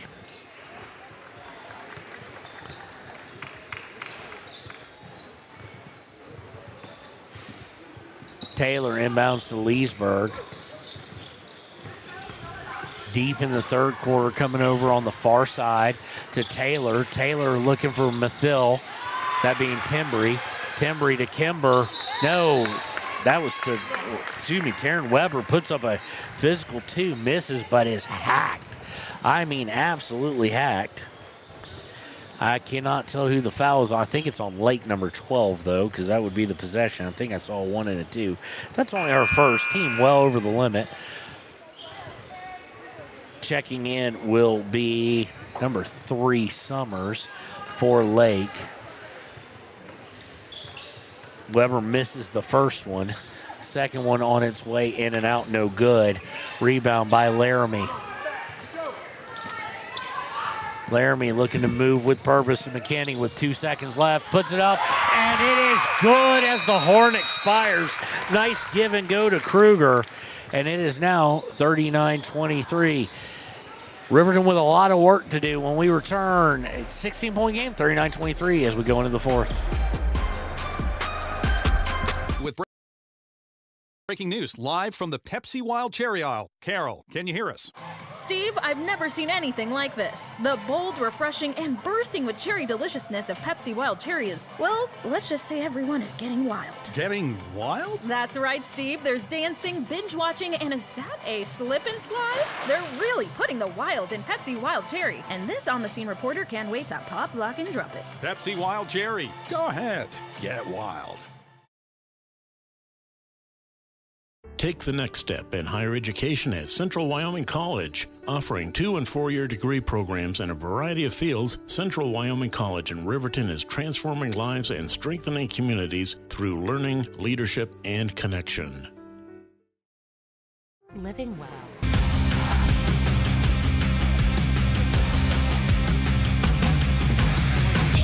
And welcome back to 939 KTAK's coverage of Riverton High School basketball.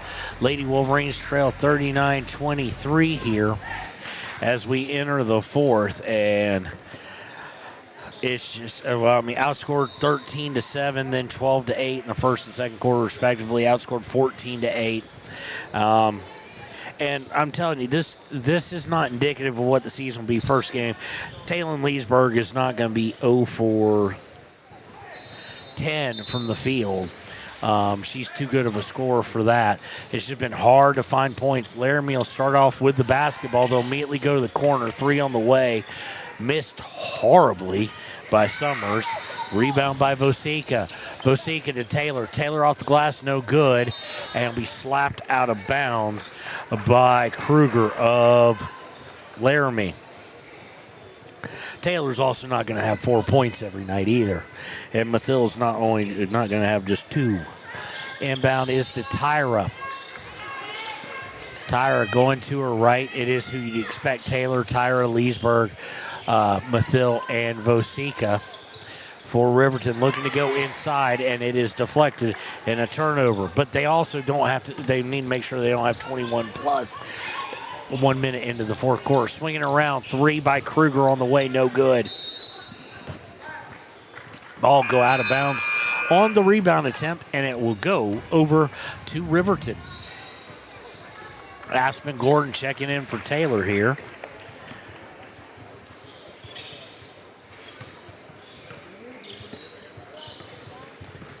Bringing it up will be Leesburg, going to the far side again, looking inside. She was looking for a cutting Timbry Mathill, not there. 23rd turnover of the day, but stolen right back. Leesburg with it to Gordon. Gordon to Tyra. Tyra back to Leesburg. Leesburg looking to drive in. Puts up a runner. No good, but she is fouled. Will go to the line to shoot 2. That's where she's 2 of 2 on the day. And maybe more importantly, if you're trying to make the comeback here, a chance to score some points. Sergeant Bastion with no time coming off the clock. Most definitely. I mean, coming into this fourth quarter, I definitely think that both teams here are fighting for this win. The Laramie, they're trying to hold that win, while Riverton is definitely trying to fight back. And as you would expect from Taylor Leesburg, perfect on the day from free throw line. Now has 4. Inbound to number 5, whose name we don't have. Gotten over to Mathill. Josie Mathill drives in, puts it up, and good. Boy, Josie Mathill's had herself a day. The cousin of Timbry and Kimber has 6, 9, 12, 14, 16 points. Looking inside for Tyra, it's deflected, goes to Gordon. Gordon is blocked. Tyra puts it up, no good, but there is a foul on the play against number 22. Against number 22, that is Josie Mathill. That's her 3rd, team first of the fourth quarter. Pass wasn't intended for Gordon. I think it was intended for Tatum Tyra, who will go line to shoot 2. She is 1 of 3 on the day, 1 of 4, and she misses the first. Checking back in will be Lake, coming in for Kruger.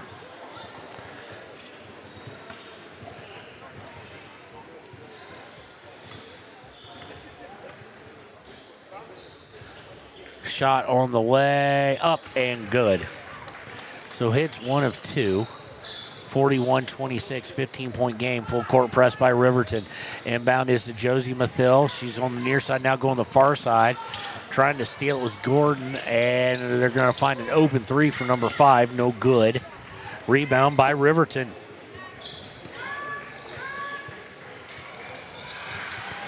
And going inside to Vosika, turnaround jumper, no good. She just needs to come down with it and secure it. Stolen away and put up by, you know who shot that? 2. 2? That's Vosika, got it back and put it back up and good.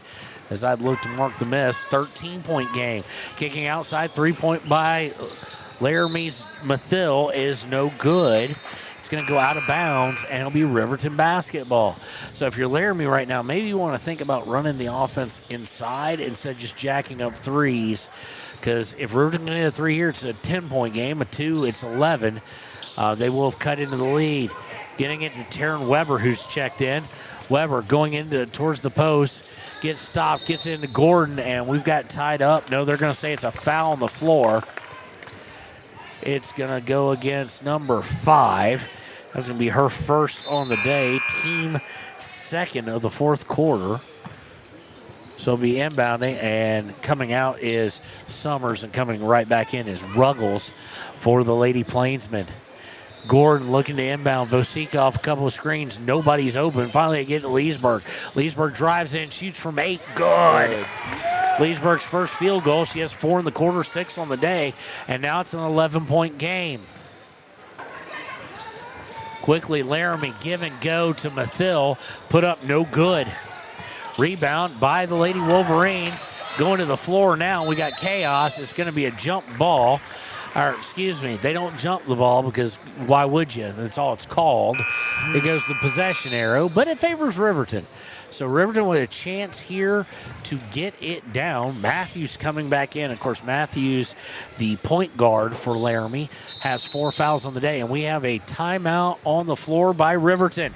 We'll take it with them, 41-30. We'll give you the time when we get back because I'll run out and see it here on 939 KTAK. The things that matter, your family, your friends, and your health. For decades, Sage West Healthcare has been committed to improving the health and care of our communities. Today, we're investing more in our communities, in our people, in advanced medical technologies, and in specialized facilities, so access to better care is close to you and the things that matter most. Sage West Healthcare. Be well, live well. That's why we're here. For a place, a people, an idea, for right and freedom, for liberty and justice for all. For every square inch between fruited plains and spacious skies. Marines fight to win. See all the battles Marines fight to win at marines.com. And welcome back here to 939 KTAK. 41-31. Mathill actually hit the free throw I wasn't seeing. So 10-point game here. 5:05 to play. Anybody's ball game right now. Riverton showing a lot of heart here, and they've got a chance to get down to single digits. Leesburg splitting it like Moses and the Red Sea, but has to cut back out to Weber for three. No good. Rebound by Timbry Mathill. Puts it up. No good. Gets her own rebound. Out to Vosica. Drives in. Out to Leesburg. Leesburg, no good. And you really can't ask for a whole lot more chances than that. Trying to make sure I get everybody, and we've got a foul, and it is a charge. I don't know who on knew, but okay. So I'm trying to get everybody who had a shot there. Taryn Weber had the first shot. That's right. So can't ask for much more. Still a 10-point game. Aspen Gordon on the give and go with Leesburg. Puts it up. No good. Mathill steals it away. No good. And Vosica with it, puts it up, and is fouled. So again, a chance to put up points with no time coming out. Josie Mathill, that's her foul. It should be her fourth. Team third. Vosica going to the line. She is yet to shoot a free throw today. And boy, would they be timely at the moment. First one on its way is good. And we've got a 9-point game. Second one would cut it to 8.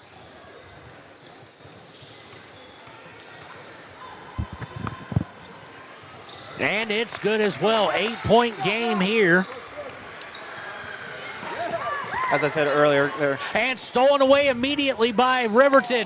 Oh, and gets it stolen right back. And we've got a whistle. It goes out of bounds, deflected by Riverton. Yeah, as I was saying, Kevin, earlier, both these girls' teams are just fighting for that win. And it seems like Riverton's trying to actually push out and actually better Laramie here at this last quarter here. Trying to show some heart and come back here. Laramie with the ball. Kruger outside to Matthews. Matthews is going to get called. No, Leesburg's going to get a foul called against her. A little bit too much of a push-off. They've let it go pretty physical today, but they won't let that go. Team first of the fourth quarter, so not a huge ordeal for Riverton. In fact, as you get about 3 minutes, you might want those fouls to extend the game. Inbound, give and go with Josie Mathill. She misses. Rebound by Riverton. And Riverton looking to move with a hurry. Timbry Mathill to Gordon. Gordon puts it up, no good. Just not a great shot there. And Laramie with it, gets it to Josie Mathill. She chooses to run in and hits from 15 to kind of kill off a bit of the run. Extends the lead back out to 10, 43-33. Leesburg to Timbry Mathill. Mathill's going to get called for a walk there. She kind of shuffled her feet a little bit, and we're going to get Tatum Tyra coming back in and Lexi Taylor. 3:25 left in the fourth. Inbound is by Ruggles. Ruggles Matthews now crosses over to Josie Mathill. Trap in effect, or at least trying to set it up, and it works as Laramie throws it long and well overthrows the wide receiver. I mean, the intended recipient of the pass. That will be 21 turnovers on the day against Laramie compared to 24. And guess what? They're at their averages from last year. Taylor bringing it up. 10-point game as we're about to go under 3 minutes to play. Taylor spins, puts it up. No good, but she gets fouled by, I'm not sure who. But that next foul will send them into the bonus situation. And here, Sergeant Bastion, they've got to hit free throws. If you want to try and come back, you're down 10 with around 3 minutes, we do believe, since we had the time last time. And that is against Matthew. No, it wasn't against Matthews. It was against Ruggles. It looks like that will be her third. You got to take advantage of the points with no time coming off the clock. I was going to agree there, Kevin. I mean, the fact that they're just handing these opportunities over to them, they have to gain on these chances here. They have to convert. They do indeed, Sergeant Bastion. And Taylor does on the first. 9-point game, 43-34. Second one on the way, perfect. Absolute perfect form, nothing but nylon there. And allows them to set the press, but easily broken. Put up and missed. Big miss by Summers. And coming back down, Leesburg to Mathill. Mathill into Taylor. Taylor swatted. And she is down. Trying to get up, and now it's a 5-on-4. They're not going to whistle it with the advantage. Puts it up, no good. Rebound by Lake, and still gotten, and out to Mathill for three, no good. That being Josie Mathill. And here we've got something going on. But I think the biggest thing we've got going on is a look at something. I don't know if Lexi hit her head or whatnot. She is holding the back of it as Coach Meeks and Coach Bosner check on him. Inbound after it went out of bounds off of Riverton, going inside to Lake. Lake puts it up, no good, but is going to be fouled. Foul is against Tatum Tyra, her second. Team second, but it was in the process of shooting. Sends Lake to the line. She has 2 points on the day, none from the free throw line. First one on its way, no good. So it remains an 8-point game.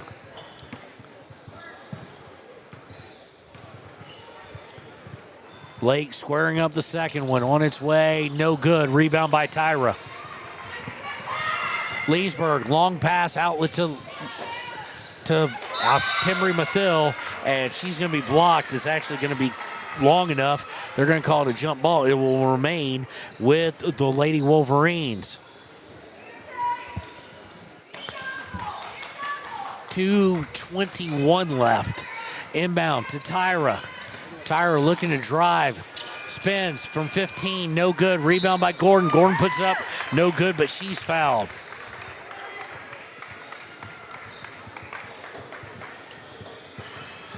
So right, just over 2 minutes left. Chance to get this to 6 if she can hit it.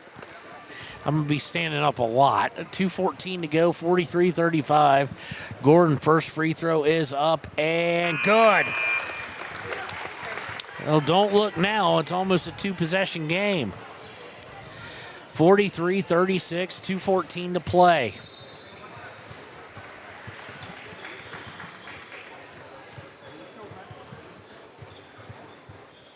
Gordon with the basketball. Second free throw on the way, no good. Stays 7-point lead. Lake with the rebound, stolen away by Vosica. Puts up the runner, good by Carson Vosica. 43-38, under 2 to go. Looking to trap. Leesburg almost gets the steal away. This time they break it, getting it over to Kruger. Kruger to Matthews. Matthews looking to go baseline. Little push off, puts it up, no good. Foul on Timbery Mathill, which is only her first.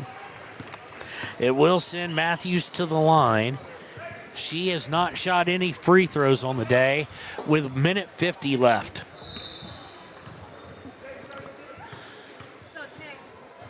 Five-point game. Free throw one on the way. No good.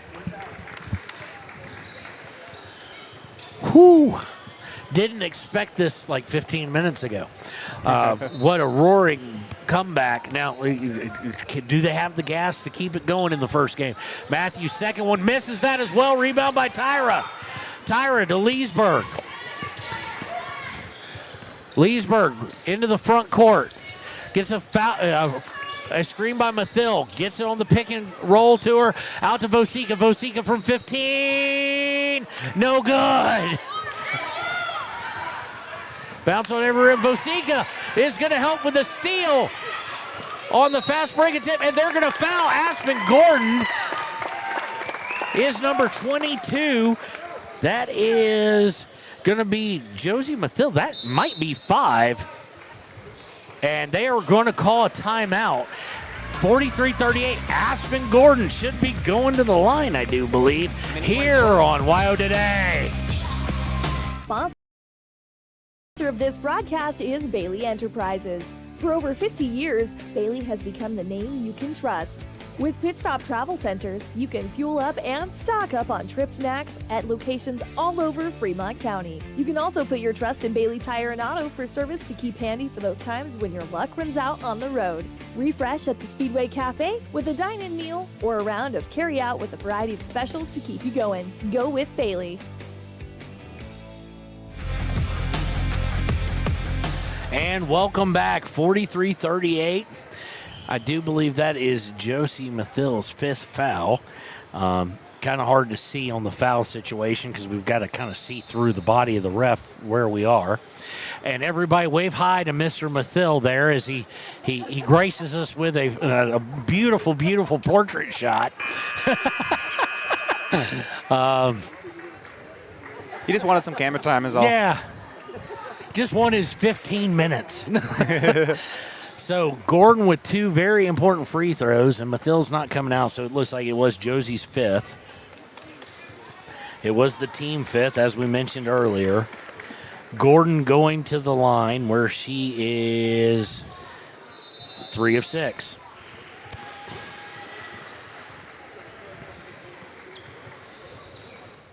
Both these very important.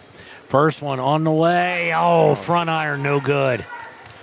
Still a chance to get it down to 4 points, though.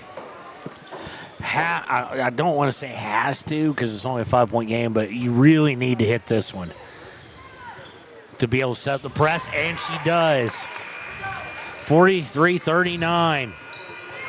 Well, with a minute and 24 left in the game there, Kevin, it just really is just down to the seconds of what they have to do. Pressure. Aspen Gordon beaten by Matthews. Matthews will put it up.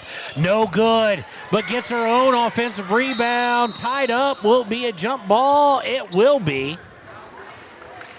But it will stay with Laramie. Great job there by Matthews to go after her own offensive rebound. Nope, they're going to call it a foul. That'll be the team 4th. I'm not sure who they got. I think they got Gordon. That's her 4th, but out to Matthews. Mathil extending the pressure. Gets a hand on it, able to slide it away. Matthews behind the back. Now coming over goes to Kruger. Kruger dribbling away. You're going to have to think about fouling at this point.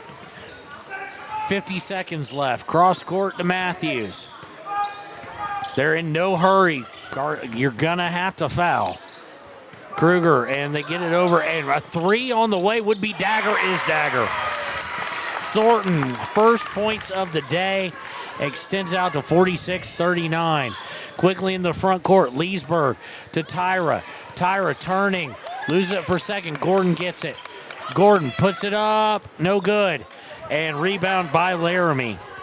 And just running out of gas here. Laramie on the break will kick it out with 13 seconds left in it, 46-39. Foul on Leesburg. And that's going to kind of do it. That is the 5th foul. So it will send Matthews to the line. Great job by Riverton But at the same point in time, they dug the hole. Now, the good part is we've seen now they can respond well to adversity. Very much so. But the key, yes, one of my old coaches used to say, the key to responding to adversity is not to get in it when it comes to sports. Exactly. Yeah. Don't dig it yourself. Out to 47-39 now after the make. Second one on the way, and it's good by Matthews, 48-39. Under 10 seconds to go. Leesburg quickly into the front court, looking to drive. Kicks out to Tyra. Tyra thought about a three, gets it to Leesburg. They're going to not get a shot off. To Vosica, she gets the shot off. And good by Carson Vosica. Three at the horn. So that is your final, 48-42. Now that was one interesting last quarter. At that it was. Riverton comes storming back, but just dug too deep of a hole to come back. So when we return, it'll be time for a quick Click It or Ticket postgame show here on WYO Today.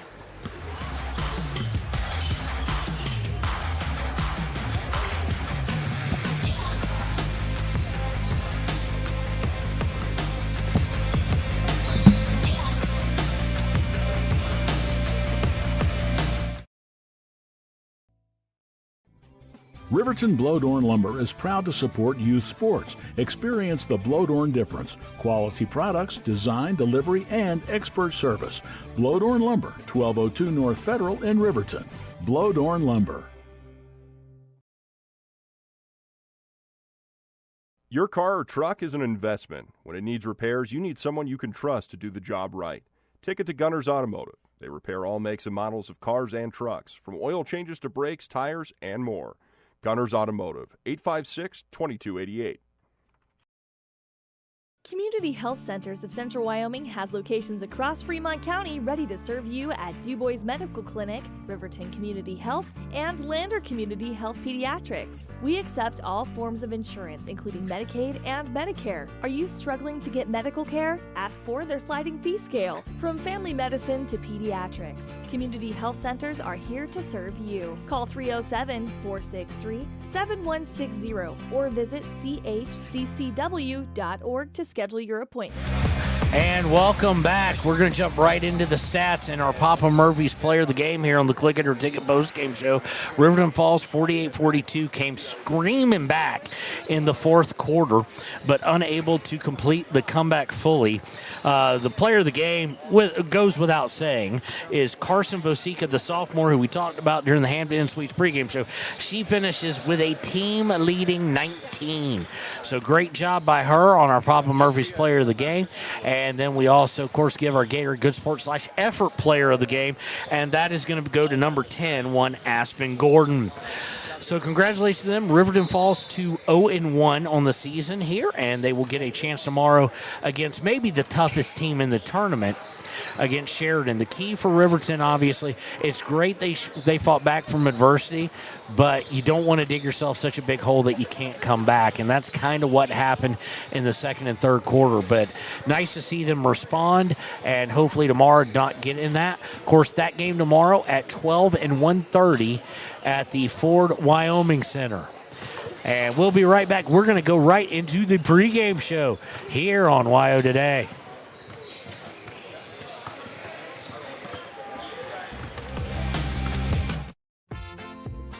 Dos Solitos is proud to support Fremont County sports teams. Enjoy bold Mexican flavors that'll have your taste buds shouting, "Olé!" Follow them on Facebook, Instagram, and TikTok for updates on events and food truck locations. You need an oil change, but you don't have a lot of time. Expressway Lubes on South Federal in Riverton and Highway 789 in Lander provide a fast, professional lube oil and filter change. Expressway Lubes, locally owned and proud to support our local student athletes.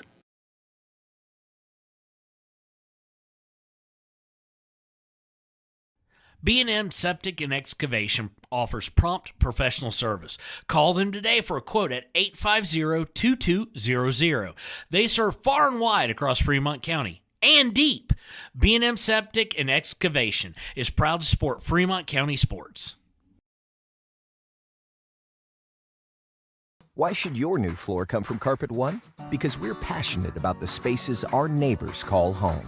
We're part of your community, and we're also part of the world's largest cooperative of independently owned and operated flooring stores. So you can be sure you'll get great selection and outstanding value with every installation. Whether it's carpet, hardwood, tile, or luxury vinyl, our experts take the guesswork out of choosing the right floor. We're your local Carpet One Floor and Home, the one store for your perfect floor. The staff and board of the Fremont County Fair wish to thank everyone who attended the fair last year, and this year enjoy Blackhawk live in concert Friday, August 1st. Race you to the fair, the Fremont County Fair. Visit Lander Gambles to make your home feel like new. They will beat any competitor's price. Stop by to speak to one of the sales agents or visit LanderGambles.com. Lander Gambles will help you find the perfect product that fits your budget and lifestyle. Lander Gambles, 420 Main Street, Lander, Wyoming. And welcome back to the Hampton Inn Suites pregame show. We've lost Sergeant Bastian, so if anybody's listening and wants to do camera for us, we'd be greatly appreciative. So we are going into a unique game as far as what we know and what we don't know. Riverton returns one guy with starting experience, and that being Eric Smith, and only really three guys with a lot of with any kind of playing experience. Bo Anderson, Clay Sheets, River White Plume saw a little action, but not anything significant. And Blake Gantenbein, of course, injuring his knee in the state quarterfinal in football, he is out. So not a lot to return, about 10 points between all of those on average. For Laramie, of course, the past couple of years, it has been the team of Neil Summers and a couple of others, so they don't return a lot either. But looking back at the Laramie Plainsmen of last year under Coach Drew Evans, 31% from three, not horrible, not great.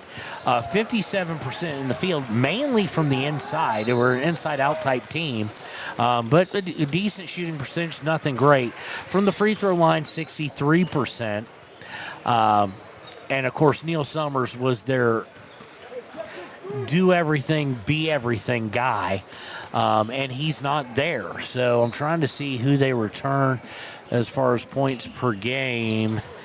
They lost Summers at 16.7. They lose McKinney at 9.4. They lose Alexander at 12.1. They lose Jaden Smith as well at 13.4. They just lost a lot of guys. In fact, their 1.9 is Getz returning. He might be their leading scorer coming back, or Dan Parvin. I don't remember if I wrote down that name. Parvin does return.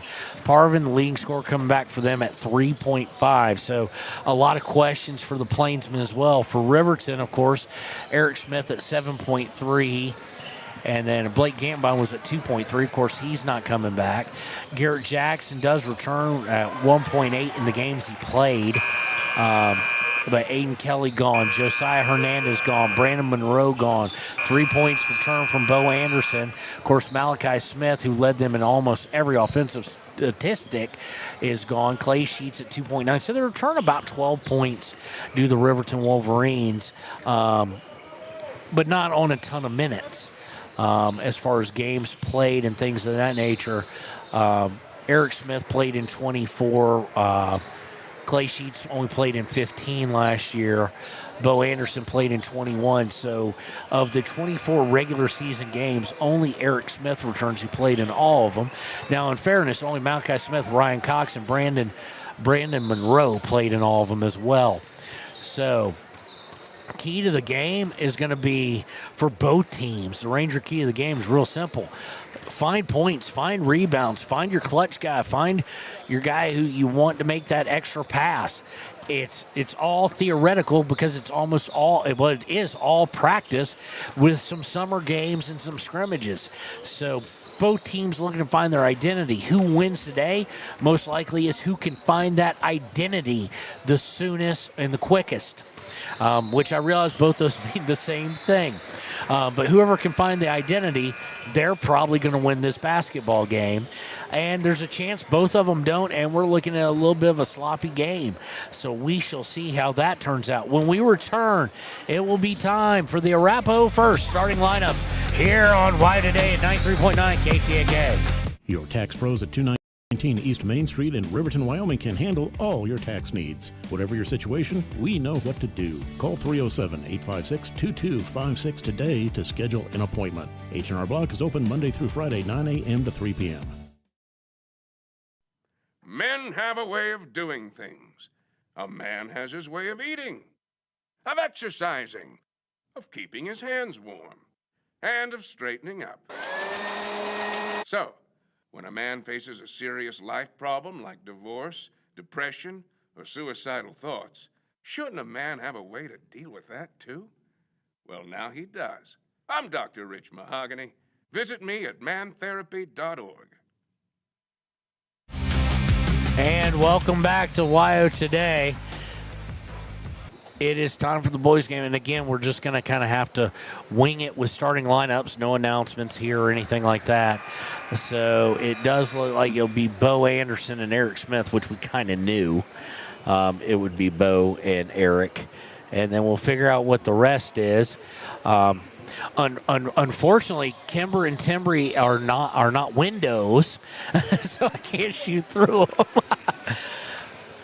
Trying to see who else is going to start. It's going to be Garrett Jackson, no surprise there. Clay Sheets, not really a surprise there. And rounding out will be Gage Treber, who returns to the court here. And that is your Arapahoe First starting lineup. We'll get to Laramie when we can.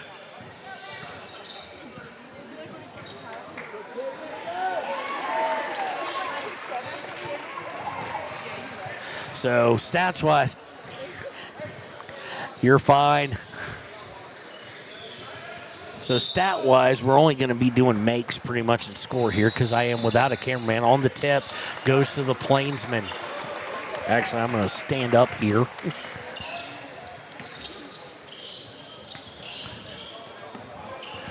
So I can get it right for you guys. Score is going to be a little more difficult. Swinging around the horn is Laramie. Laramie looking to go inside. That's kind of been their typical game the past couple years. They go outside for a three, and it's good. Just going to get this for names, actually. That's by Smith, who's starting for them. And now we've got Taryn Weber's now famous. Out to Garrett Jackson. Jackson to Eric Smith. Smith over to Treber. Treber to Jackson. Everything on the outside to Clay Sheets for three. No good. Rebound by Laramie. Up 3-0. Swinging around the horn.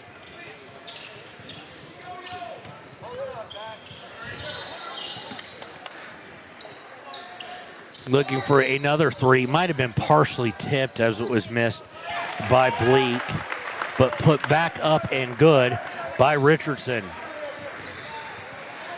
Riverton now trailing 5-0.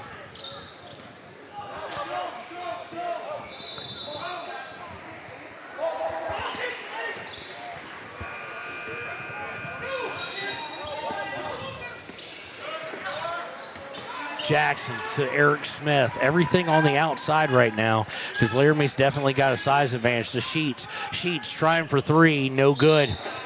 Missed second one, and this one will go out of bounds on the rebound attempt. Last touch by Riverton. Trying to lay eyes on the guy who shot that three they made. Okay, that was Murray who hit the three, by the way, and gave him the 5-0 lead.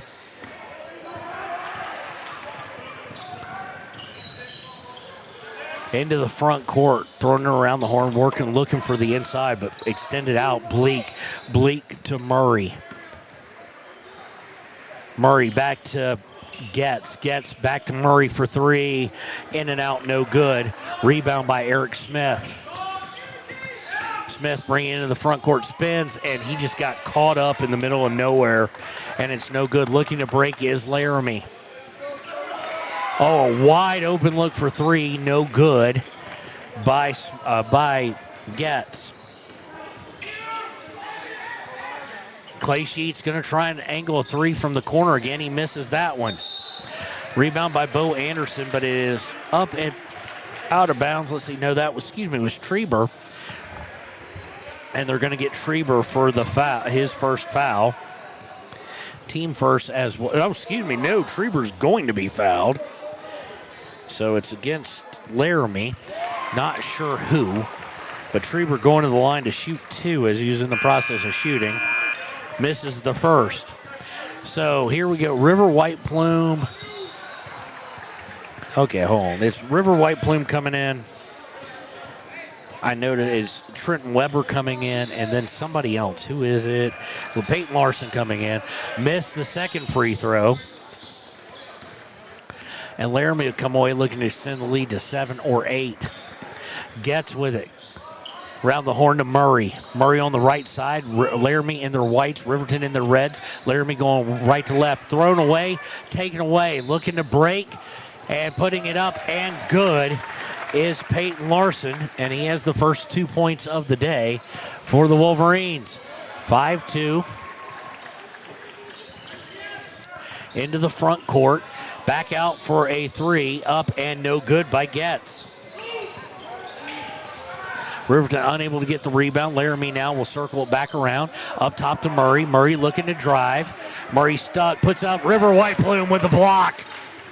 And looking to break, and they just well overthrow Peyton Larson. It'll be the first turnover of the day against the Riverton Wolverines. Come back in is Clay Sheets and Garrett Jackson. They'll come in for Treber and Eric Smith. Bo Sheets we're starting to get to know what his player substitution pattern is, but he likes to substitute early and often and keep the fresh legs, especially with as intense, as fast as they plan on running this year. Gets with it. Gets inside, give and go with Parvin. Puts it up, does Gets, no good. And rebound is going to go out of bounds.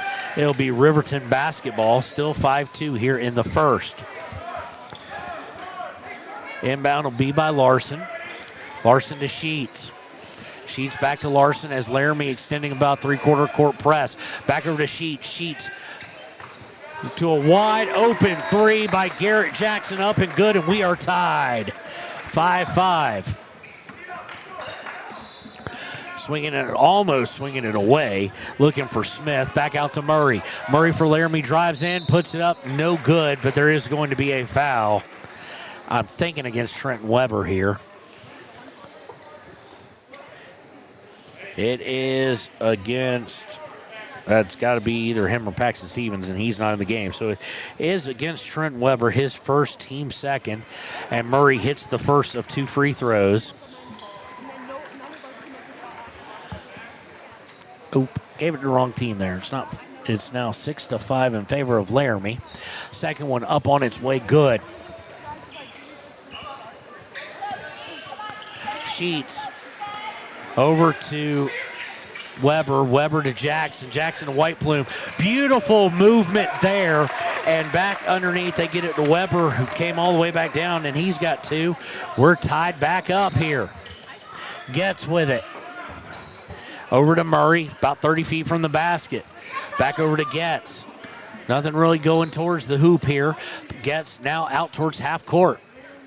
Gets to Murray on the right, and no, that was a whistle behind me. No, there were a couple whistles behind me. To Gets to Murray. Murray for 3, no good.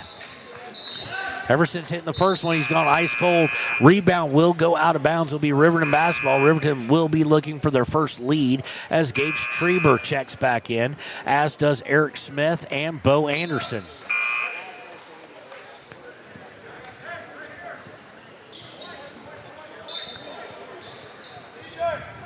Inbound to Clay Sheets here Past the midway point of the first, probably well past it. Again, I'll have to jump out. I can't jump out without a cameraman as easily, so I'll get it during timeouts or something for you guys. We do apologize.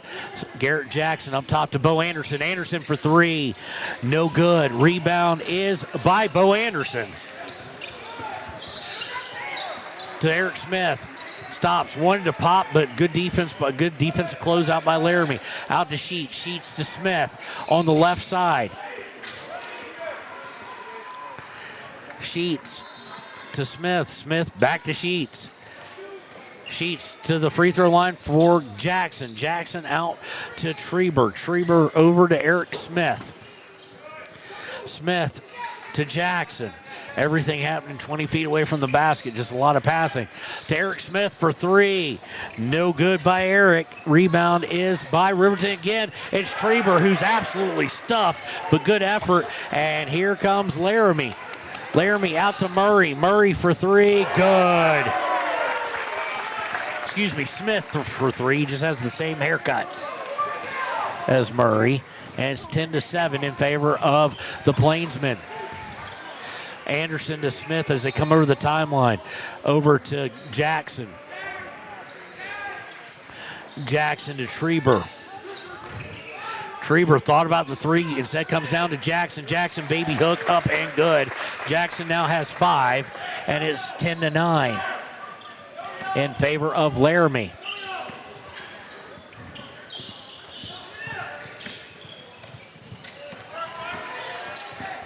Looking to go inside, finds an open guy, and nope, it's 3-second violation. Probably not what they were expecting, but they got it nonetheless. First turnover of the day against the Plainsmen. As Peyton Larson will come back in for Clay Sheets. So you got Larson, Weber, Anderson, who's kind of favoring an ankle, it seems. Eric Smith and Gage Treber. Inbound is to Smith. Anderson's going to hide that, knowing Bo. He does not want to come out. They find it to Bo. Bo for three. Good! Bo Anderson. And Riverton has their first lead of the day, 12-10. Getz with it now. Getz over to Smith. Smith over to Bleak. Bleak looking inside, gets it to Kirsch on the elbow. He spins, puts it up, no good, but he will go to the line to shoot 2. Foul is against number 5. So foul is against Trenton Weber. Braden Martin will wear 5 normally, but of course he's out due to injury. So a chance to tie it from the line here for Kirsch. Puts the first one up, and it's good.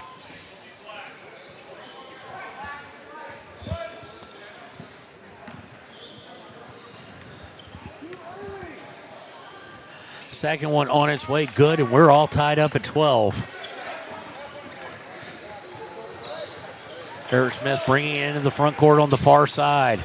Over to Bo Anderson, top of the key. Bo Anderson looking to drive. Lost control a little bit, and well, just enough to get the travel. Second turnover of the day for the Wolverines.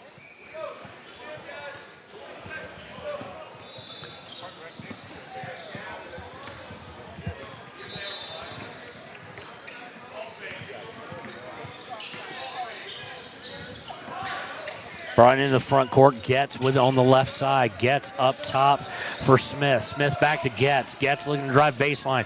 Kicks out to the just checked in. Zims top and stolen away by Eric Smith. Looking to break. They get it all the way down. Put up and almost had the and one. Did Peyton Larson. Foul is against number 3. That's Smith. That's his first, team second. And Larson will go to the line, shooting 2, looking to get Riverton the lead back.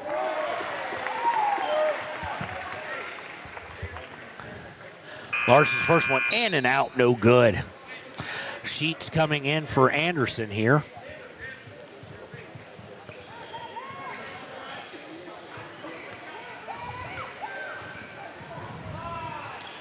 Second one up and hits off the back iron, no good, so we remain at 12 apiece. Brought in the front court by Getz. Getz over to Bleak. Swings it up top. Back over to Bleak for 3, no good. Rebound is by Kirsch. He puts up no good, but he's going to the line as he was absolutely hammered by River White Plume. That'll be White Plume's first, team third. Kirsch is 2 for 2. Kirsch is 2 for 2 on free throws, and as soon as I say that, he misses the front end. So 2 for 3 now.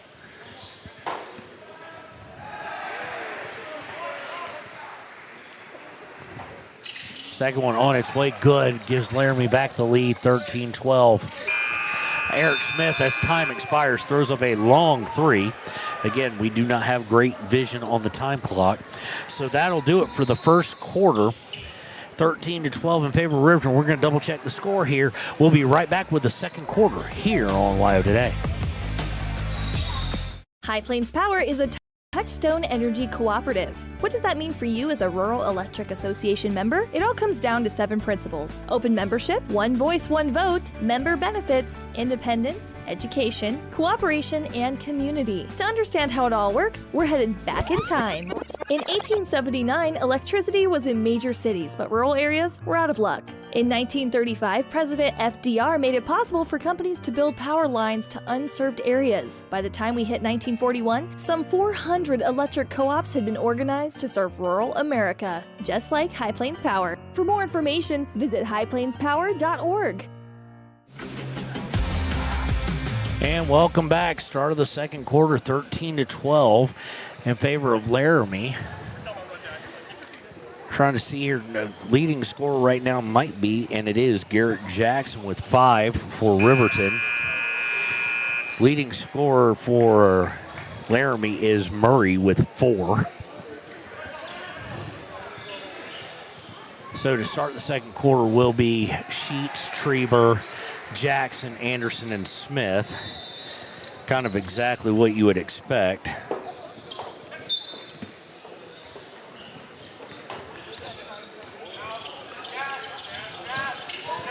Riverton will start with the ball to Eric Smith for 3. No good.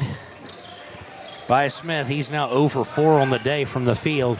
And Laramie looking to break, but great transition defense by Riverton. They'll slow it up and get into their half court. Murray up top. Murray over to the far side. Now they'll get it back up top to Richardson. Richardson over to Parvin. Inside, now they'll get it back out on the left wing to Richardson. Richardson to Murray. Murray looking to throw inside. Nobody's there. Has to come back to Richardson. Richardson back to Murray. Everything happening away from the basket. You know, coach can't be really pleased because they can't find anything. And we're going to get a slight push. And by slight, I mean really slight on Gage Treber. Be his second team foul first, and it was light. It was a mosquito biting him light. Inbound will be by Richardson. Richardson took forever, even though Murray staying in front of him. He got to 4 on the count. Murray out to Zimstop to Murray. Murray drives in and out, no good. Rebound is by Richardson and 1. Or Parvin, excuse me, for the and 1. Foul is going to go against Bo Anderson. It will be his first, team second, and a chance at the old-fashioned three-point play is no good. So it'll remain 15-12, hunted down by the rebound by Gage Treber. Treber to Sheets, back to Treber. Inside for Eric Smith. Oh, it's a great thought and a good deflection there by Richardson of the Plainsmen. Inbound here will be by Treber. Inbound to Eric Smith on the right wing. Up top to Sheets. Sheets looking to go to his left, hands it off to Anderson. Anderson looking to drive in, gets cut off, gets it back to Sheets. Sheets to Eric Smith. Back to Treber, or Garrett Jackson, back to Smith. Much like Laramie, everything happening away from the basket. They try and get Anderson on the cut, and they throw it away. Coming into the front court are the Plainsmen. Parvin with it, looking to drive, puts it up, no good, and no good, but wouldn't have mattered because he traveled. Third turnover of the day against Laramie. 15-12. And we've got not a timeout, but some substitution going on.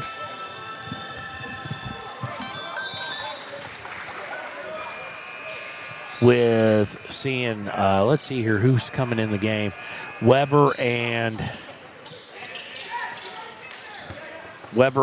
Larson. Riverton going to swing it out to Garrett Jackson, and Garrett Jackson putting himself 3 for 3 day, cuts the lead back to 1.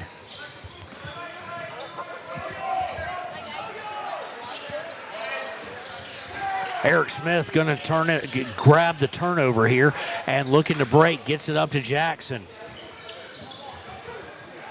Back up top to Eric Smith. Eric Smith back out to Jackson. Jackson for 3, no good. His first miss of the day. Rebound is by Riverton. Outside to Larson. Larson to Weber. Over to Jackson, top of the key. Jackson drives in, puts it up, no good, but he's fouled. See who they call it on. It's going to be on Zimp Sop. His first, team first of the second quarter.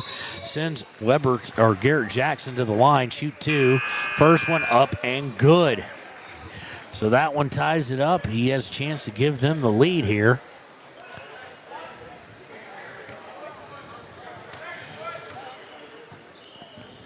Second one on its way, in and out, no good. Ball's going to go out of bounds. It'll go over to Laramie as we are tied. River White Plume coming in for Jackson. During the break there. Getz with it. Over to Richardson, back to Getz. Up top, now swinging across. Murray looking to drive and then puts it up, and beautiful little execution there. Has his first 2 of the second quarter. 17-15 Laramie. Quickly looking to put it up. Why did I say that? It's Peyton Larson puts it up and good. He now has 4 and ties it right back up. 17-17. Richardson with the ball over to Murray. Going to outside from Parvin out to Richardson, who will drive in, and it looks like he's going to be fouled on the floor. That might be on River White Plume. Let's see. No, that is going against Clay Sheets, who was the second part of that double team. Be his first, team third, so it'll be inbound here. White Plume is going to come out, though, and let's see here. It looks like Trevor's going to come in. Looking to inbound is is Getz. They swing it over to Murray. Murray into the paint for Parvin. Parvin spins, puts it up, no good. Fought for, and the rebound gained by Kirsch. He puts it up, no good, but he'll go to the line. Foul is against number 5. That is Trenton Weber. That's his 3rd, team 4th. Going line is Kirsch. He is 2 for 4 on the day. Misses the first.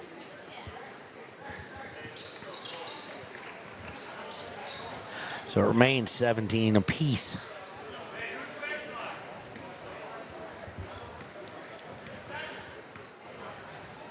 Kirsch with the second one, no good. So after making the first 2, he's gone 0 for 4 since then, 2 of 6 on the day. Sheets with the rebound. Over to White Plume, who checked right back in to Clay Sheets for 3, no good.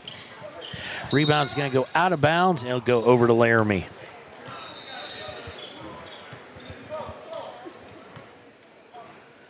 Sheets now 1 for 5 from the field, 0 for 4 from 3. Excuse me, he's 0 for 4 from the field. Swinging around now is Laramie, looking for a driving lane. Murray gets cut off by Sheets. Murray comes back up top of the key, looking to pass. No one there for a second. Gets it to Getz. Getz driving, finds a cutter, and now has to go outside to Kirsch. Looking to push inside is Kirsch, puts it up and good. Retaking the lead is Laramie, 19-17. About kind of game you'd expect out. Two teams trying to find themselves with all new casts, basically, or at least all new scoring casts. Sheets to Anderson, who's checked back in. Anderson to Weber. Weber looking to drive in the middle and just turns it over. Just could not keep control of the ball. Looking to break, and it's put up, and it is a block. Fans don't like it. Bo Sheets doesn't like it, but it is a block, and Parvin will have a chance to get an and one. Foul is against Bo Anderson. And that's becoming a little bit of concern as he already has a second. And he's always capable of getting him. Plays a very physical brand. Just depends on what the refs want to call at the second. 21-17, free throw on its way. No good, rebound by Sheets.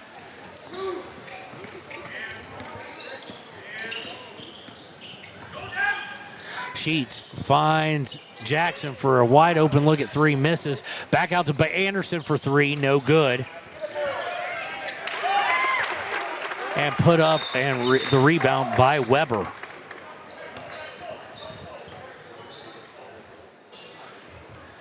And we'll get a timeout, 21-19 here, 2-point game. We'll be right back here on WYO Today.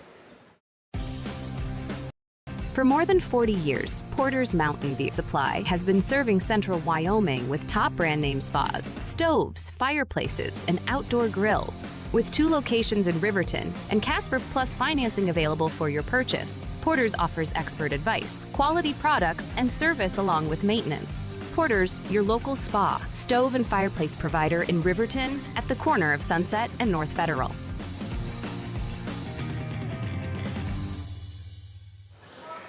And welcome back, 21-19, full timeout here called.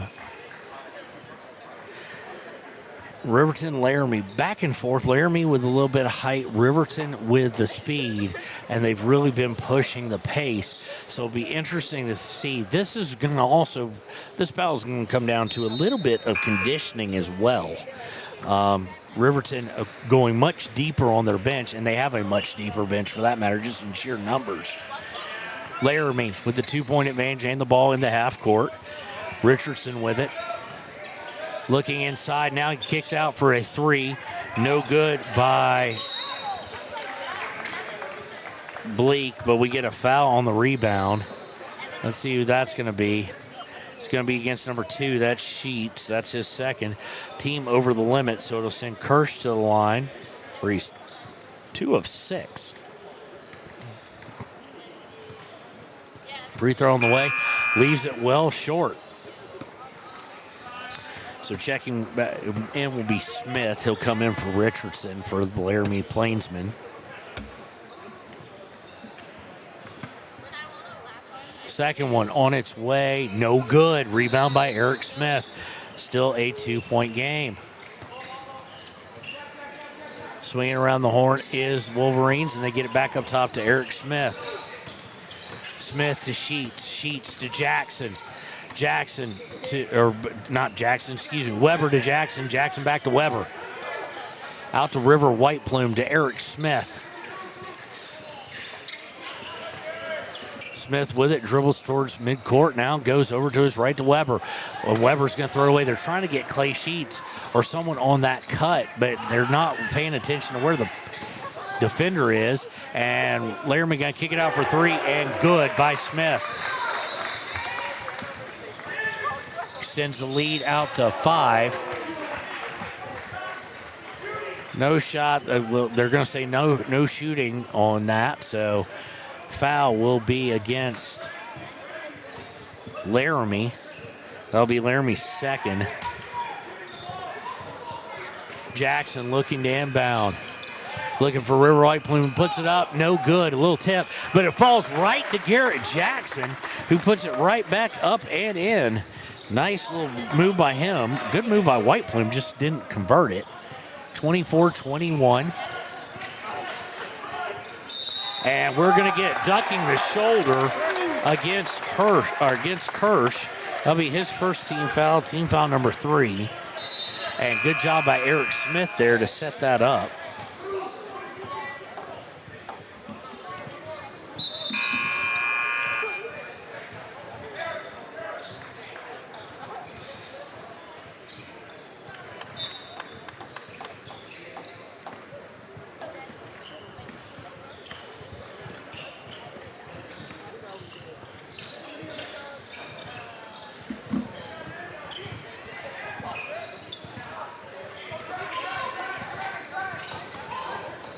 Riverton into the front court, swing around. Anderson in the corner. Anderson looks to drive. He's cut off. Now looking to get it up to Jackson, and it's deflected.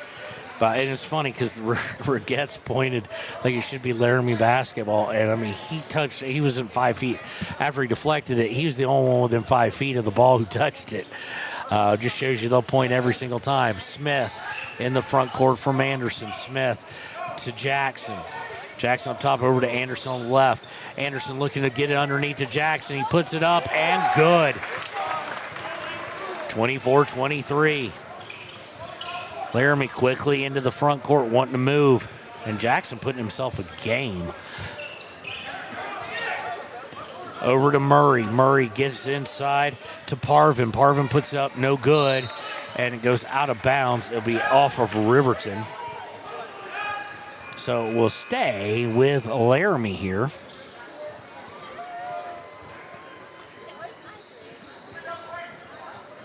Inbound. Oh, they just let that too easily, but they don't convert. Murray had it wide open. Rebound by Sheets. They get Jackson. White Plume. White Plume going baseline. Puts on the brakes. Kicks out to Anderson. Anderson out to Jackson. Jackson for three. No good. Rebound fought for. And we're going to the ground, and they're going to call a foul? Seriously? Okay, I get the jump ball. They both had ball in their hand, but whoo. Foul is going against Bo Anderson. That's his third. And it will send Smith to the line to shoot two. Let's get it on screen there. And first one is up and good.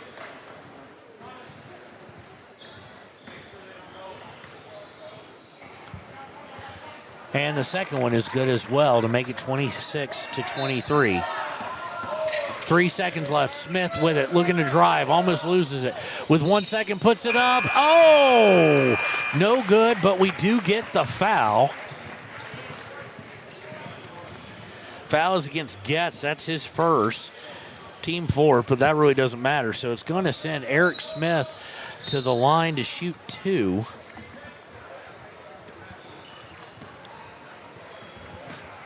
And now they're going to put guys on the line. That's kind of shocking to me.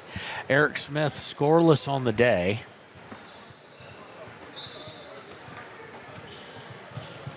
Might have put a little bit of time back, and the first one is no good.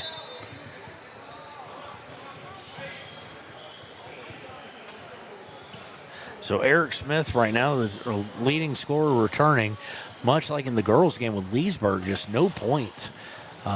Really nothing happening for them, but boy, Garrett Jackson, they found themselves a potential player. And they're all looking at the TV screen above us, and I don't know why. If it's going to fall, someone tell me.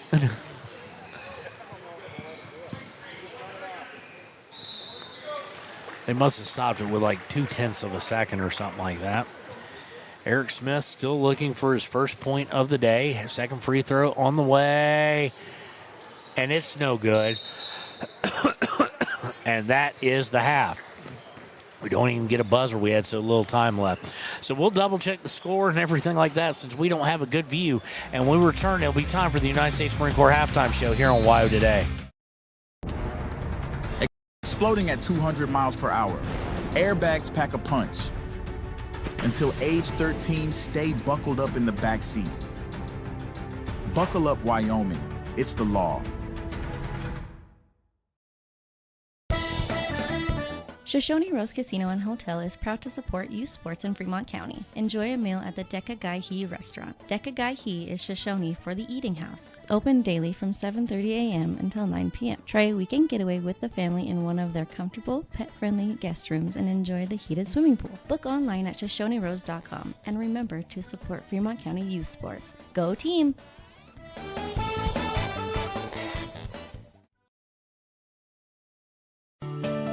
Snyder Signature Properties would like to give a huge shout out to the local sports of Fremont County. They are here to support your team and your local home real estate needs. Call today to see how Snyder Signature Properties can help you buy and sell your next property. Good luck to all Fremont County athletes. Arapahoe First is proud to support all Fremont County athletes. Just like the hard work you put into every game, we're here for tribal and non-tribal members alike. Wishing every athlete a season of strength and success. Call 307-463-4185 to discover what Arapahoe First can do for you. Grand Altitude Federal Credit Union is more than a place to bank. It's a partner in every financial journey. From checking and savings to auto loans and mortgages, they give members the tools to move forward. Known for local service and decisions made right here in Wyoming, their team offers trusted guidance every step of the way. Proud supporters of all Wyoming sports teams, they're as committed to the community as they are to their members. Grand Altitude Federal Credit Union. Your money, your goals, your altitude.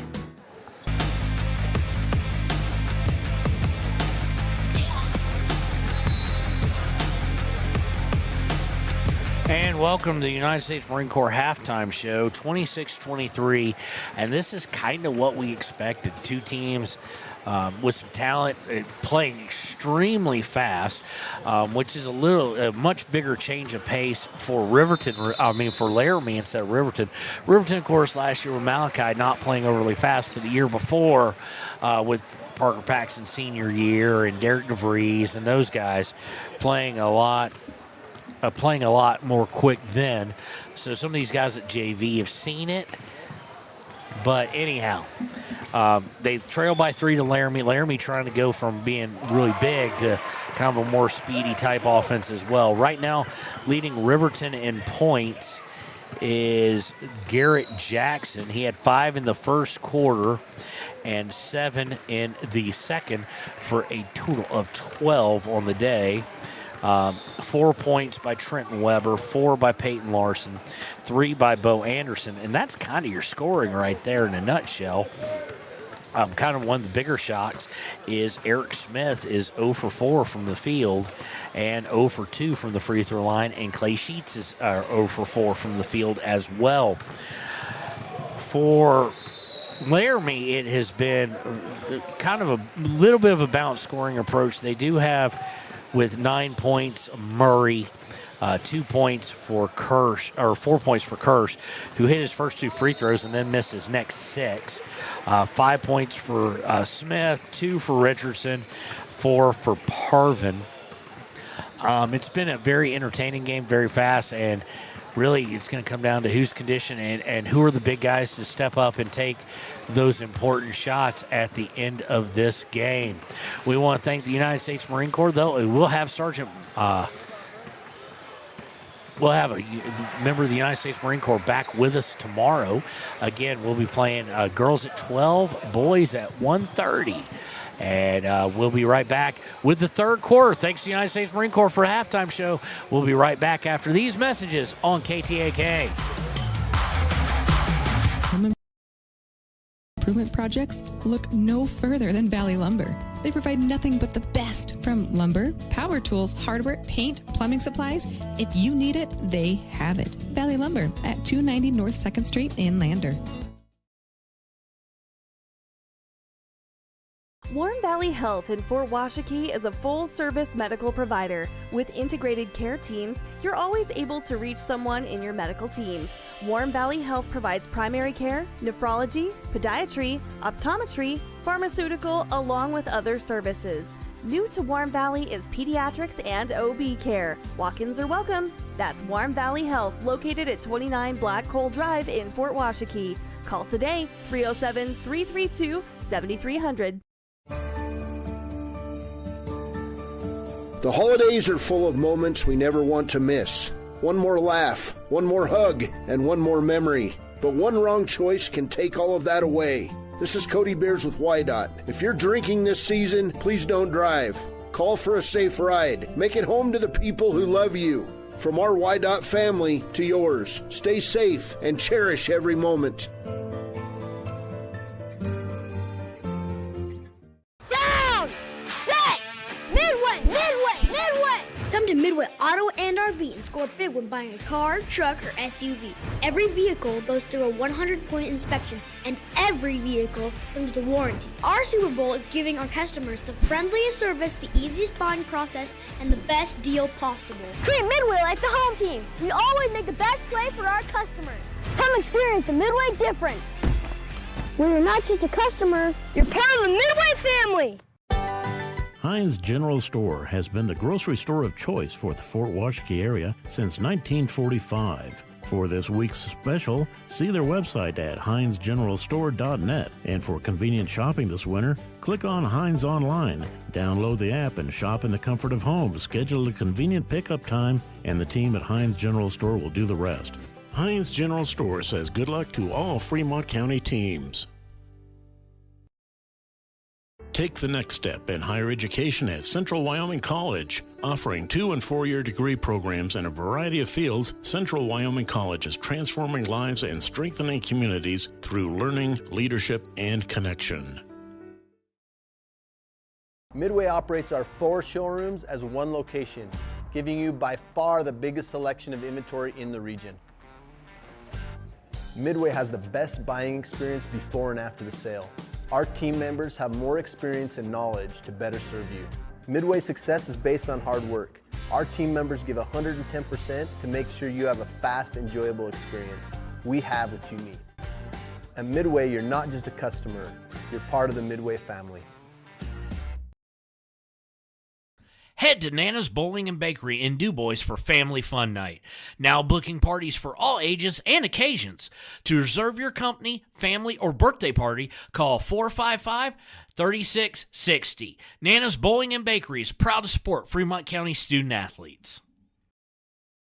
Discover Thermopolis is proud to stand with our Bobcats. From local attractions to hometown pride, there's always something to cheer about here. Discover Thermopolis, celebrating our community and rooting for the Bobcats all season long.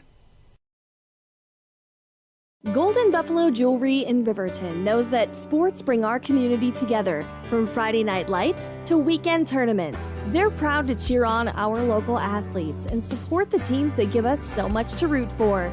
At 407 East Main, you'll find something special for everyone. Timeless pieces, unique gifts, and a selection worth exploring. Stop in, discover the perfect treasure, and know you're supporting a business that supports local sports. Where community and sparkle shine side by side. Call 307-857-2789 today. This holiday season, give your loved ones the gift that matters most, your safety. Whether you're on the road, at home, or at work, take a moment to slow down, stay aware, and take care. From all of us at YDOT to you, happy holidays and stay safe. Hot Springs Pharmacy is proud to cheer on our hometown Bobcats. Whether it's game night or school night, we've got the prescriptions, health essentials, and friendly service you can count on. Hot Springs Pharmacy, your local team, your local pharmacy. Let's have a big cheer for our hometown team.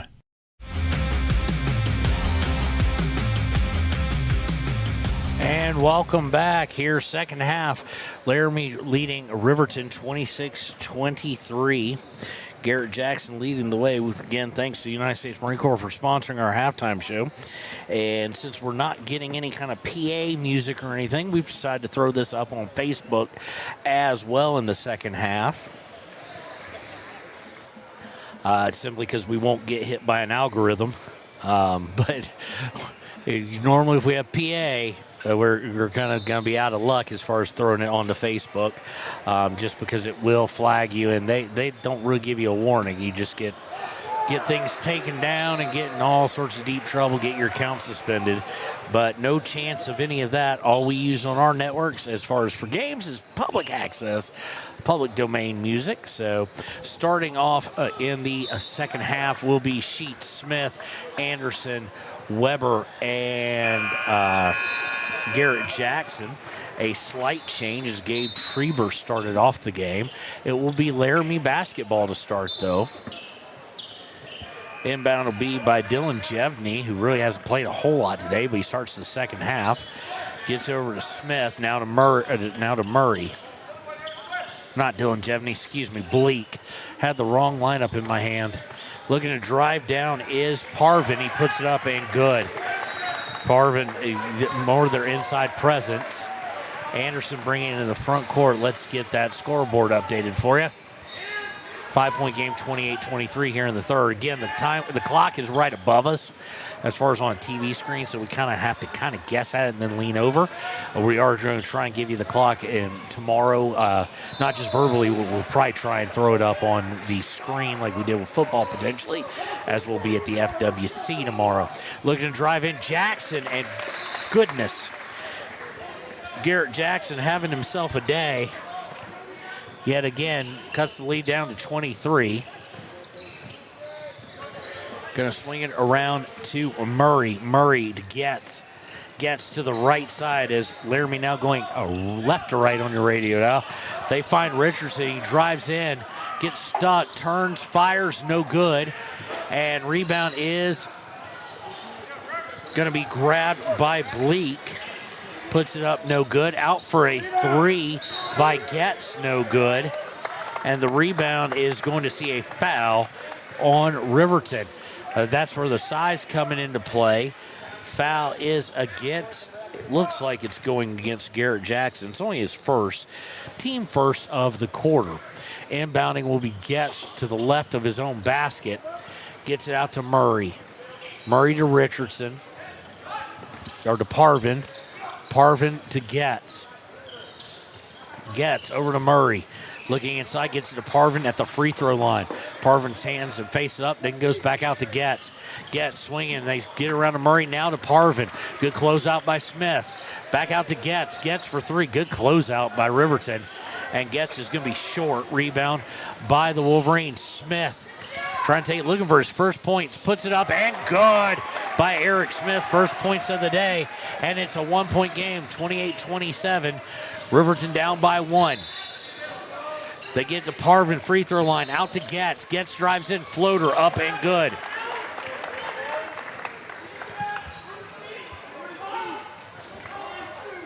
(30-27) as Smith gets over the center court, going to the right to Jackson, up top to Sheets. Sheets to tie it from three, still can't buy one. Rebound by Riverton, but stolen away as they try and get it to Anderson. And foul will be against Bo Anderson. That's kind of, how you say, typical Bo, but that's the standard Bo Anderson reaction. Sometimes when he gets caught off guard a little bit or has the ball stolen, he tends to react. Bo Sheets talking to him. Anderson trying to explain it. And Bo's probably telling him, the reason you're out is because of the fouls. You got 4 of them. So coming in is River White Plume, as well as number 12, Peyton Larson. Gets with it, goes to Parvin at the free throw line. That seems to be what they're working in the second half. Over to, and stolen away. Eric Smith going to try to take coast to coast. Up and good, and quickly Eric Smith has 2 buckets after going scoreless in the first. Sorry, I didn't get that over, and it's 30-29. Trying to keep up with all this. Driving in the lane is number 15. That is Bleak. He misses. Rebound by Riverton. They will take it coast to coast, and stolen away from Eric Smith, and it's going to be an easy layup for Getz. To River White Plume. Now they're really going fast. White Plume misses, got his own rebound. Up and good. That's his first 2 of the day. And quickly down is Laramie. And we'll get this scoreboard fixed back up. 32-31. Out for 3 by Murray. Missed. Going to go out of bounds. Saved by Murray to Parvin. Murray was really the only guy who went. They get it back to Murray for 3. In and out. No good. And on the rebound, going to the floor, we're going to get a foul. Look like nice effort by Bleak, and it's going to be on River White Plume. It looks like that'll be his second, team third. But it was good diving for a rebound as Trenton Weber will come back in, this time for Garrett Jackson. Bo Anderson coming in. I may have his fouls wrong. Again, we can't normally tell the numbers. Inbound is to Richardson. Back out. 3 by Getz is good. And Getz now has 7 in the quarter. 35-31. We had a whistle for some reason. I don't know if it's an errant move or whatnot, but they're going to make Riverton inbound it again.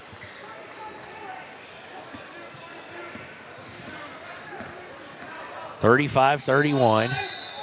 Over to Sheets in the left wing. Up top to Weber. Weber for three. Bang! Weber is good and cuts it back to one. Now everybody's shooting well. To Murray for three. Wide open. Good. And we get a whistle, thankfully, so I can get things kind of squared away. 38-34.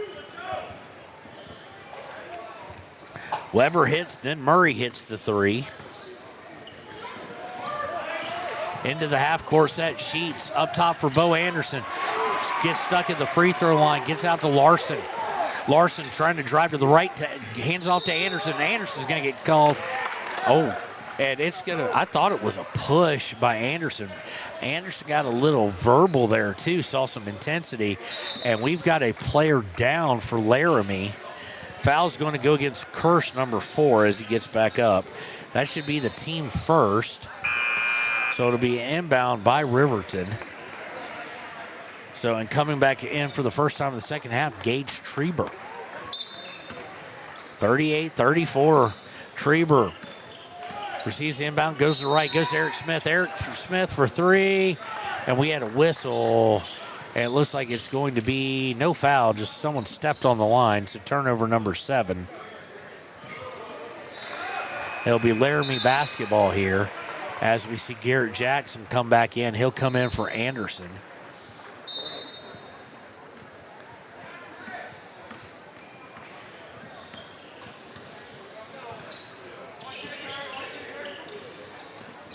Swinging it inside, nice movement, trying to get outside. And now they're starting to call it really tightly. It's going to be a foul against Garrett Jackson, number 3. That's his second, team 4th. Or team 5th, excuse me. So it'll send number 11, that being Richardson, to the line. He hasn't shot a single free throw. In fact, he's 1 of 2 from the field all day long, but chance to extend this lead.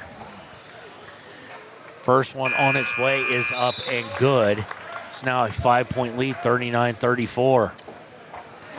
Coming out now will be Larson and Jackson. Coming in, didn't actually see the whole thing.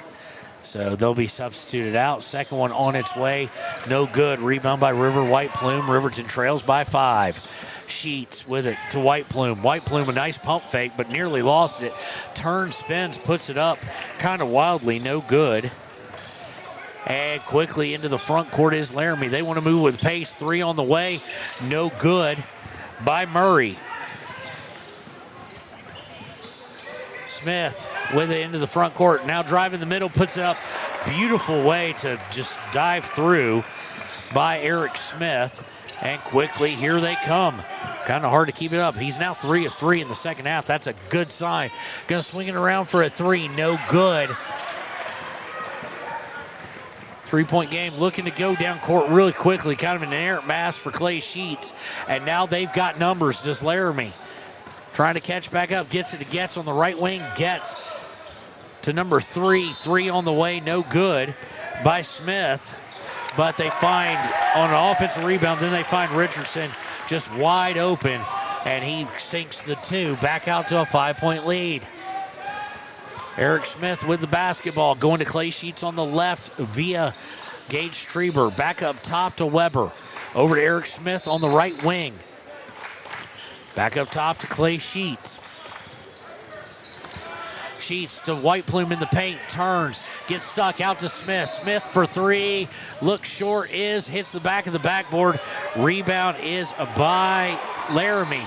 They will look to push. Gets to Smith for 3, good. And we get a timeout on the floor by Coach Sheets as the lead grows to 44-36. We'll be right back here in the third quarter on WYO Today and 93.9 KTAK. This season, celebrate safely. If you're raising a glass, please don't get behind the wheel. Plan a ride, call a friend, or stay the night. From all of us at WYDOT to you, happy holidays. And please, don't drink and drive. Stay at the newly renovated Hampton Inn & Suites Riverton, proud sponsor of all sports teams, home and away. Experience the perfect blend of comfort and convenience with Hampton's top-notch amenities, including a free hot breakfast, complimentary dinner and drinks Monday through Thursday evenings, a sweet shop for snacks and essentials, a pet-friendly environment and an indoor hot tub pool, and a fitness center to keep up with your workout routine. We've got everything you need for an exceptional stay. Reserve your stay now on our website, Hampton Inn & Suites Riverton, where comfort meets convenience.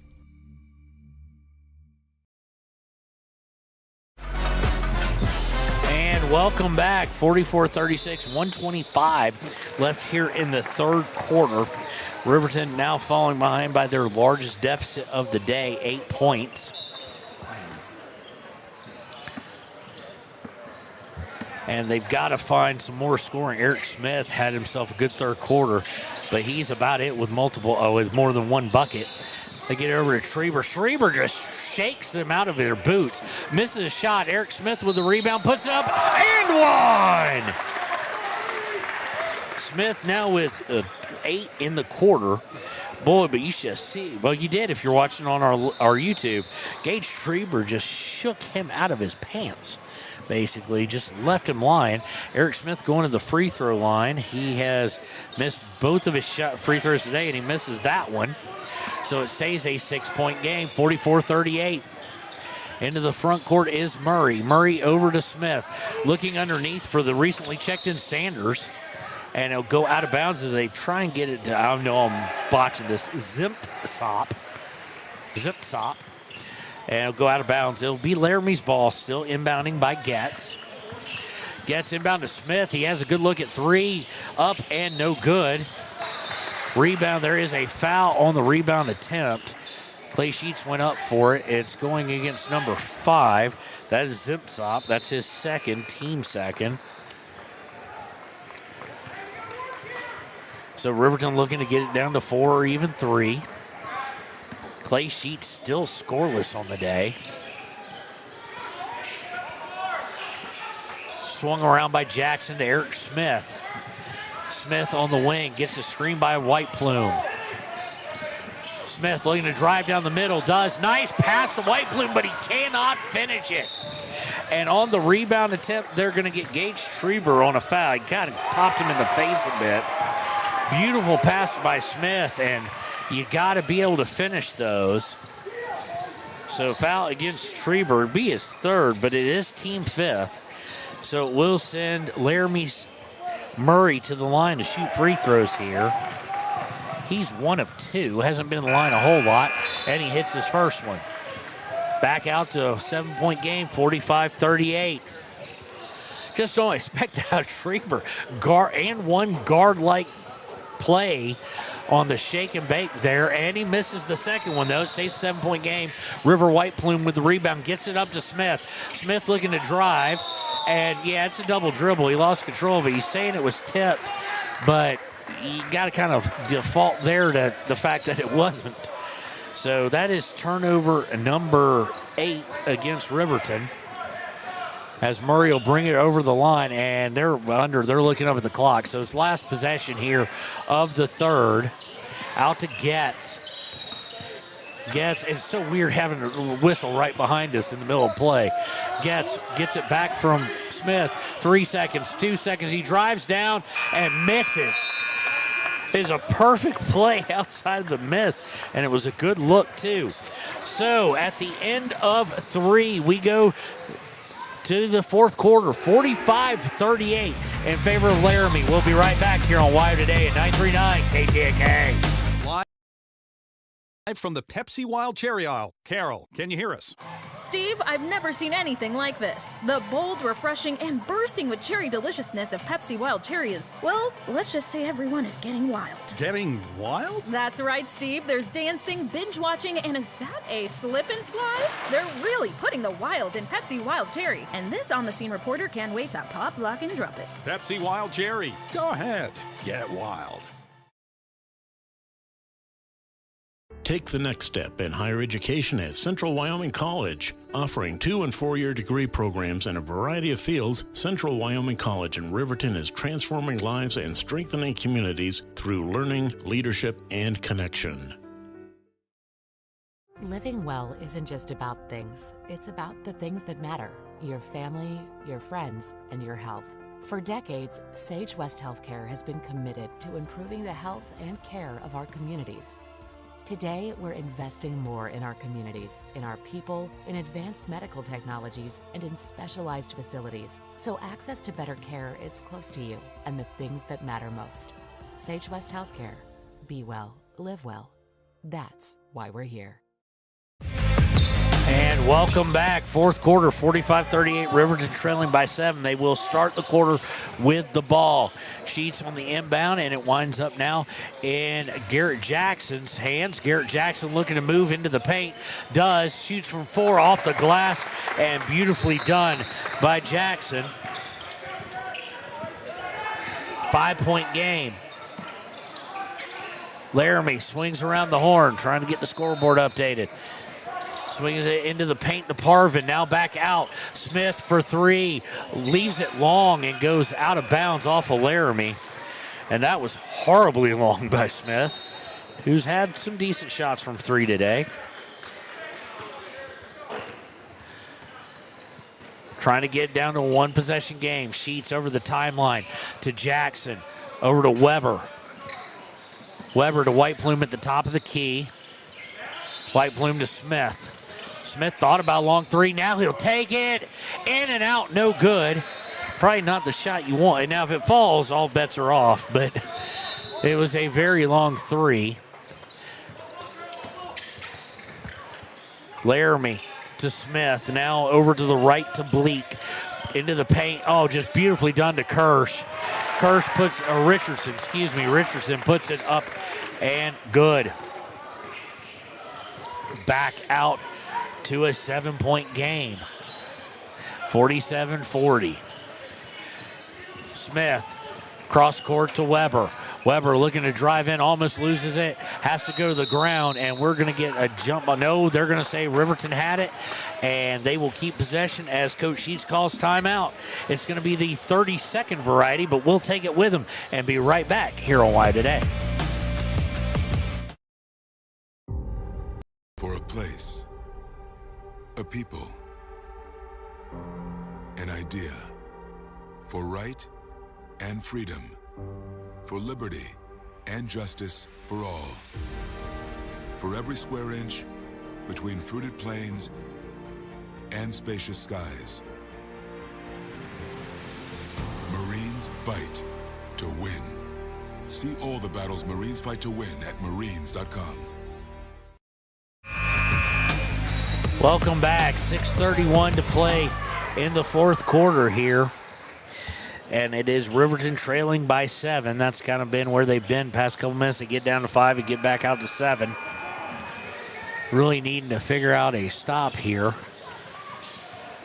Well, first get points, then get some stops.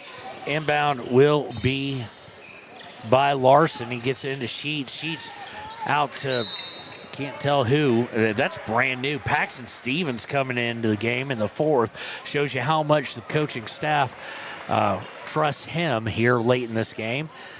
First time he's been in today. Sheets inbounds to Eric Smith on the wing. Up top to Jackson. Hands it back to Smith. Over to Stevens. Stevens to Jackson. Looking for that cut. That time it might have been there, but they have to go over to Larson. Larson looking to drive. Does so, kicks it out. Jackson, wide open 3, leaves it short, but gets his own rebound. Gets it to Eric Smith. Under 6 to play. Going to the right to Larson. Larson looking to drive, spins, puts up. He's going to get a walk. He took 3 steps. Larson just kind of got stuck in there. That is the 9th turnover of the day against Riverton. And it comes at a time where you don't need turnovers. Riverton going to look back at this result holds and also look at kind of free throws as well. Cross court to Parvin. Parvin up top to Bleak. Back inside looking for Richardson. Back out. Now back to Parvin. Back inside to Richardson. He's trying to push down. He's double teamed. He's in trouble. But he puts a little fadeaway And we're going to get a foul after the fact, I think, on the rebound attempt against Laramie. The foul, the shot will count, obviously. That was just beautiful by Richardson, just a little fadeaway. Takes that lead up to 9. Then they turn around and get a foul on, I think he may have just hit the bench.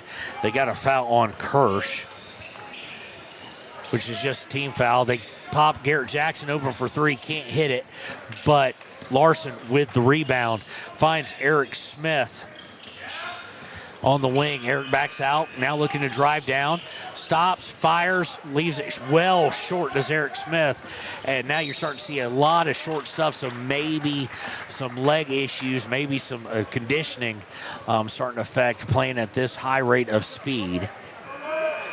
Just a thought, though. Still within it, but they really need a stop here. 49-40 in favor of Laramie, and we kind of saw some of this. We saw this a little last year, too, which was fourth quarter not being able to score. But it's still early, and right now Laramie's only got 2 in the quarter, so you haven't fallen too far behind. And stolen away just like that. Eric Smith with a deflection, and it's picked up by Larson.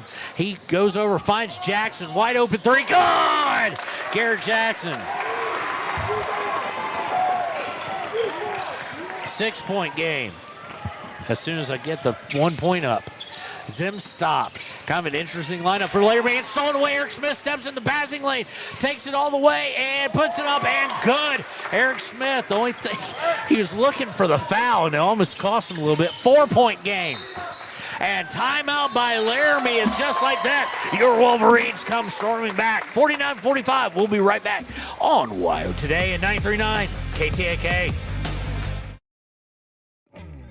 A proud sponsor of this broadcast is Bailey Enterprises. For over 50 years, Bailey has become the name you can trust.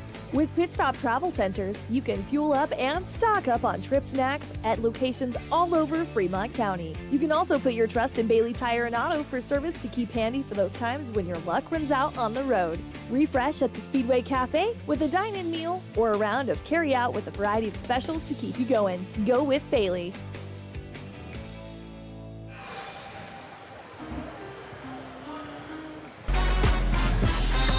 And welcome back. 4:08 to play in the fourth.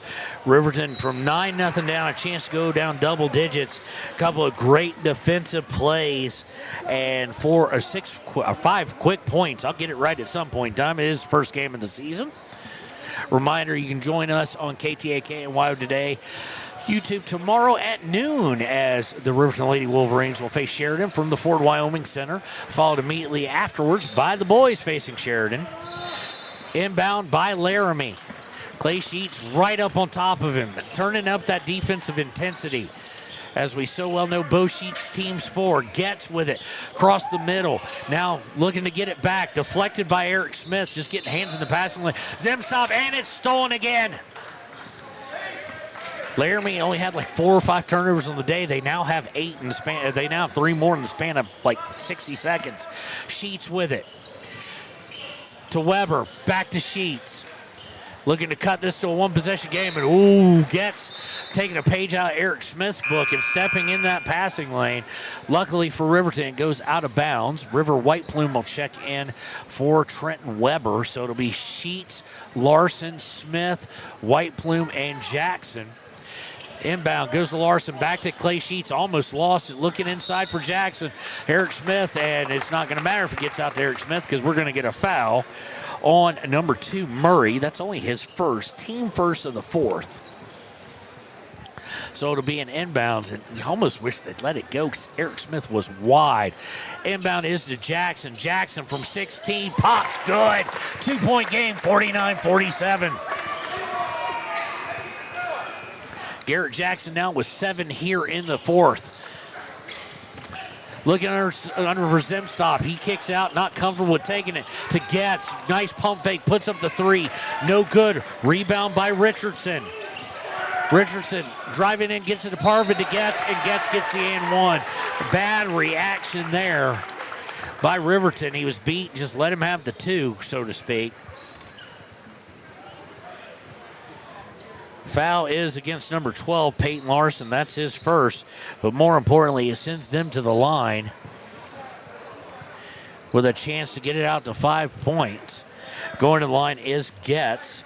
Trying to see how 0 for 2, 1 for 4 it looks like from the line. Actually, excuse me, 0 for 1 from the line. He hits that one though.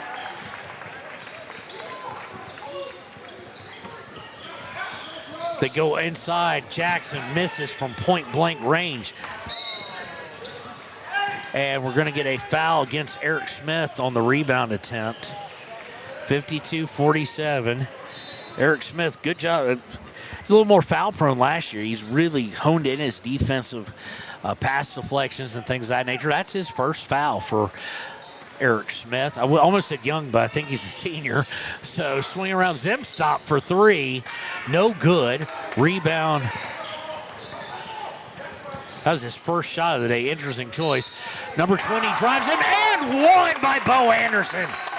Bo Anderson quiet in the second half in foul trouble. And a chance for Riverton to pull back within 2, 52-49. Anderson has not shot a free throw this season, so he obviously hasn't shot one today. Of course, today being the only game of the season, Anderson's free throw on the way looks good, is good. 52-50. Getz brings it over the timeline to Murray. Murray stuck, gets it back to Getz. Inside to Richardson. Back out, they swing it around, and blocked! Nicely done by Gage Schreiber, cross to Getz. They're going for the 3 now. Murray, he's got an open look. No good. Zim stop with the rebound. And up and good for 2 is Parvin. His first points of the fourth quarter off the rebound. Extends the lead back out to 4. Eric Smith with the basketball going to the right. Hands it to Clay Sheets. Clay Sheets pops up top. Now goes to Eric Smith back, who cut over to the right side. Smith looking to drive out to Anderson. Now Anderson looking to drive. A little fade away. Not really his game, and they're going to get Gage Schreiber over the back. Something awful there. Just came kind of down on top of him.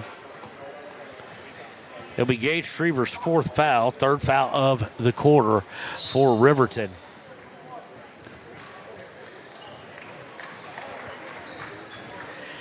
Now we're going to try and get an idea of, we got a minute 32 left. Minute 32 left, 54-50 in favor of Laramie with the basketball. So no choice now but to get a stop. Clay Sheets is going to pick up Getz right as he crosses half court. Getz trying to shake him. Sheets sticking with him. Getz goes dribbling to the left side, comes back up to Richardson. Gets it back to Getz. Getz looking to drive in. Kicks it out to Murray. Murray to Getz. Back to Murray. Wide open 3 look. In and out, no good. Rebound by Sheets. Got to convert here. Smith bringing it up past the timeline. Smith's going to take a 3. Good! Deep 3 by Smith, as I was trying to figure out who he got it to. And a quick timeout, 54-53. We'll take it with him. Then be right back on WYO Today. Riverton Blodorn Lumber is proud to support youth sports. Experience the Blodorn difference. Quality products, design, delivery, and expert service. Blodorn Lumber, 1202 North Federal in Riverton. Blodorn Lumber.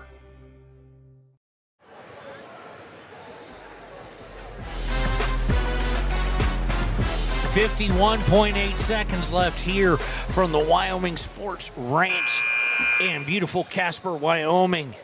Riverton down by as many as 9 earlier in the quarter, comes storming back, much like the girls did, but has gotten even closer, 54-53. Eric Smith with a clutch long 3. He's taken a couple of those today, but this was his, let's see what he's got now, 2, 4, 6, 8, 10. He's got 13 on the day now, but it is his first 3. See if Riverton, where they decide to pick up defensively. 1-point game. Looks like they're going to set up to pick it up at half court. Parvin will inbound it to Getz. Of course, no shot clock. That'll be here next year. Over to Parvin from Getz. He wants Getz to come get it. Getz doesn't.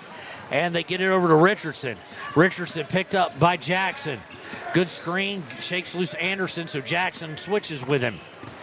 Looking to drive. Stops. Kicks outside to Getz. To Parvin.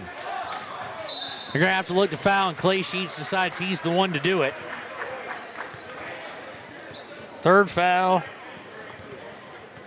But they have fouls. No, they don't have fouls to give. Excuse me. So we'll send number 21 to the line. He can get it up to 3. That is Parvin. He is 0 for 1 from the free throw line today. First one is good. 55-53.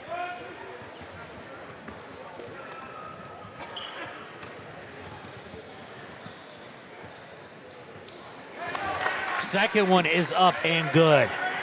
Heck of a time to make your first 2 clutch free throws. Smith with it.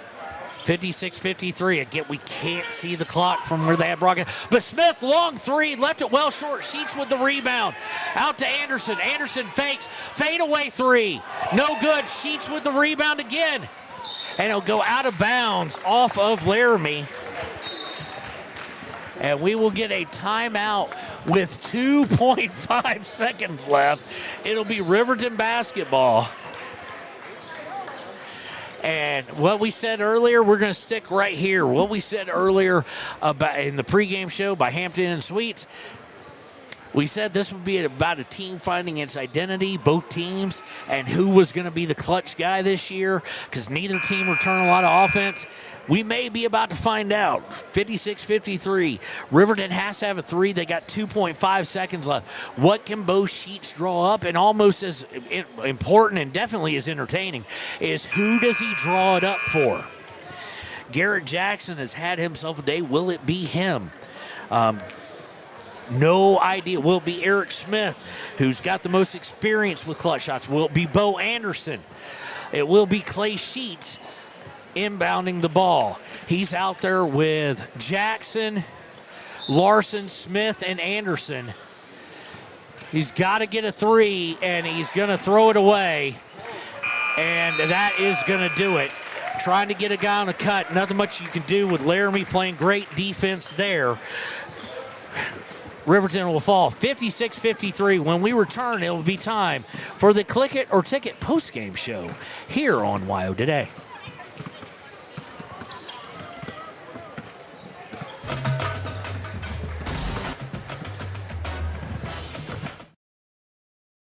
Your car or truck is an investment. When it needs repairs, you need someone you can trust to do the job right. Take it to Gunners Automotive. They repair all makes and models of cars and trucks, from oil changes to brakes, tires, and more. Gunners Automotive, 856-2288.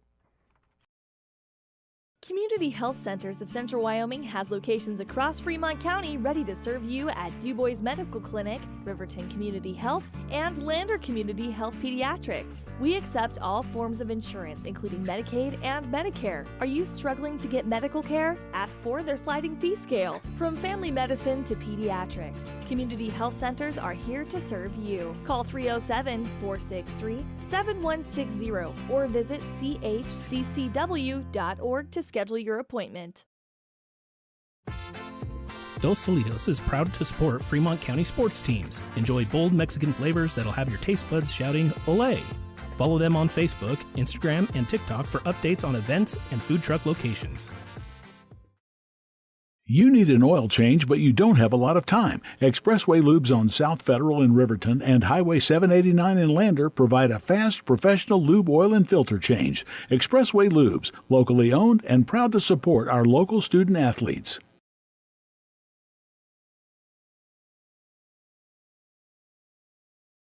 B&M Septic and Excavation offers prompt professional service.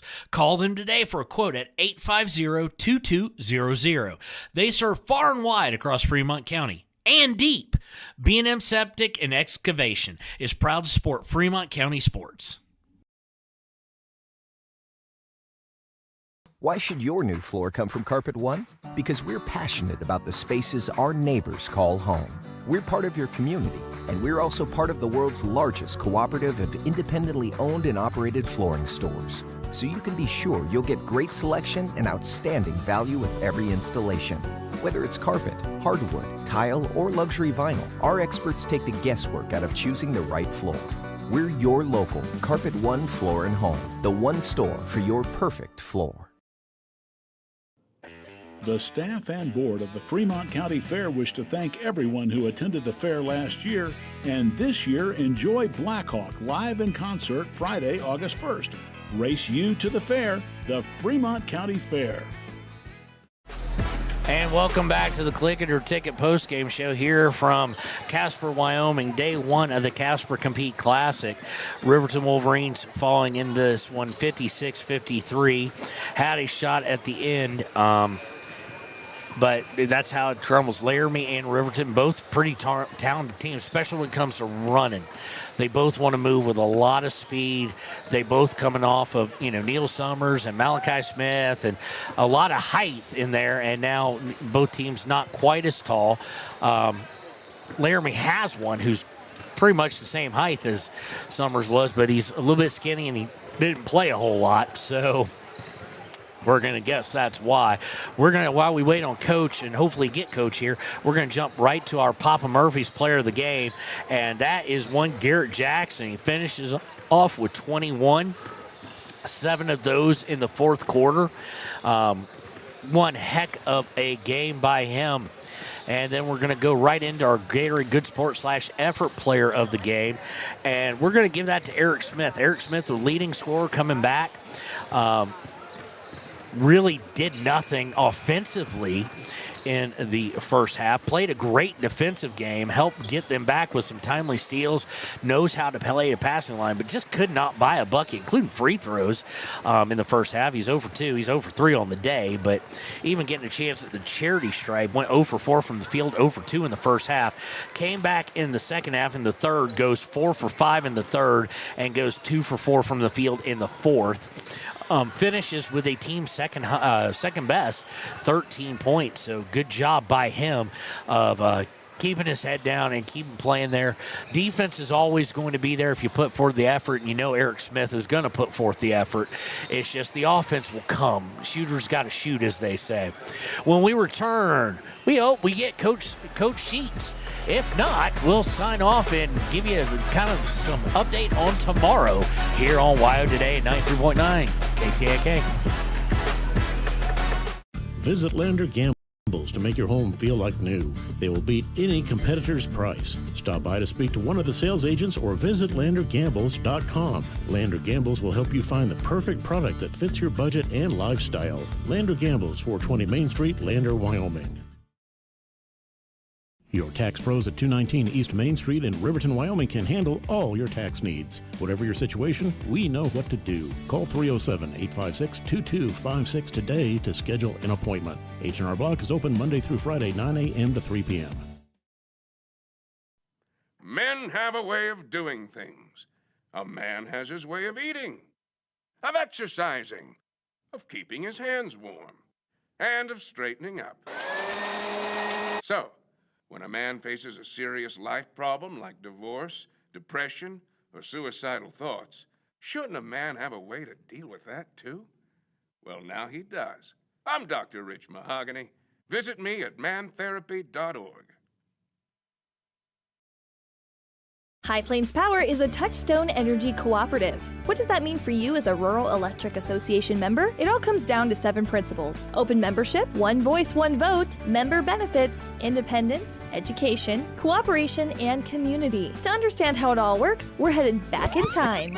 In 1879, electricity was in major cities, but rural areas were out of luck. In 1935, President FDR made it possible for companies to build power lines to unserved areas. By the time we hit 1941, some 400 electric co-ops had been organized to serve rural America, just like High Plains Power. For more information, visit highplainspower.org. And welcome back to the Click It or Ticket postgame show. We're joined by Coach Sheets. Coach, tight game with two teams really trying to figure out what their identities were going to be because neither one of you returned a ton of offense. What did you see today? Start off with our player of the game, Garrett Jackson, with 21. Where's that been kind of thing? Yeah, Garrett does a lot of things really well. He's kind of that tweener player where if you put a guard on him, he can post him up, and if you put a post on him, he can do some guard stuff. So we knew that was there all the time for Garrett.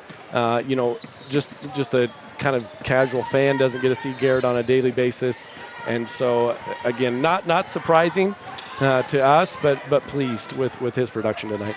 What can you say? Eric Smith, obviously your returning leading scorer as far as points coming back.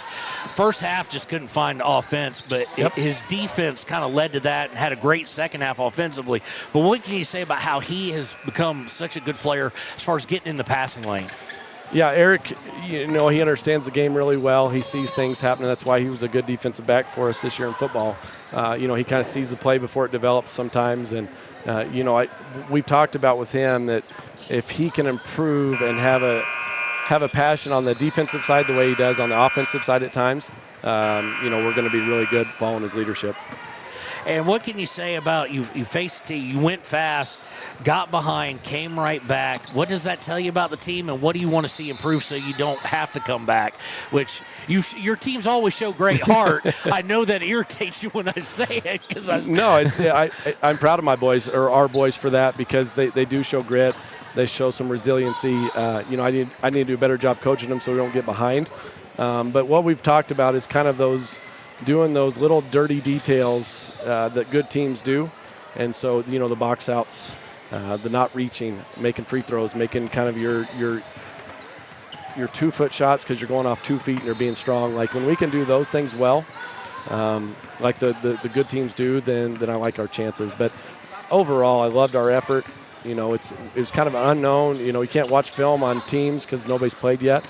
That's kind of fun, but kind of frustrating too. And so, when it's first game out of the gates, I can't complain one bit about our effort.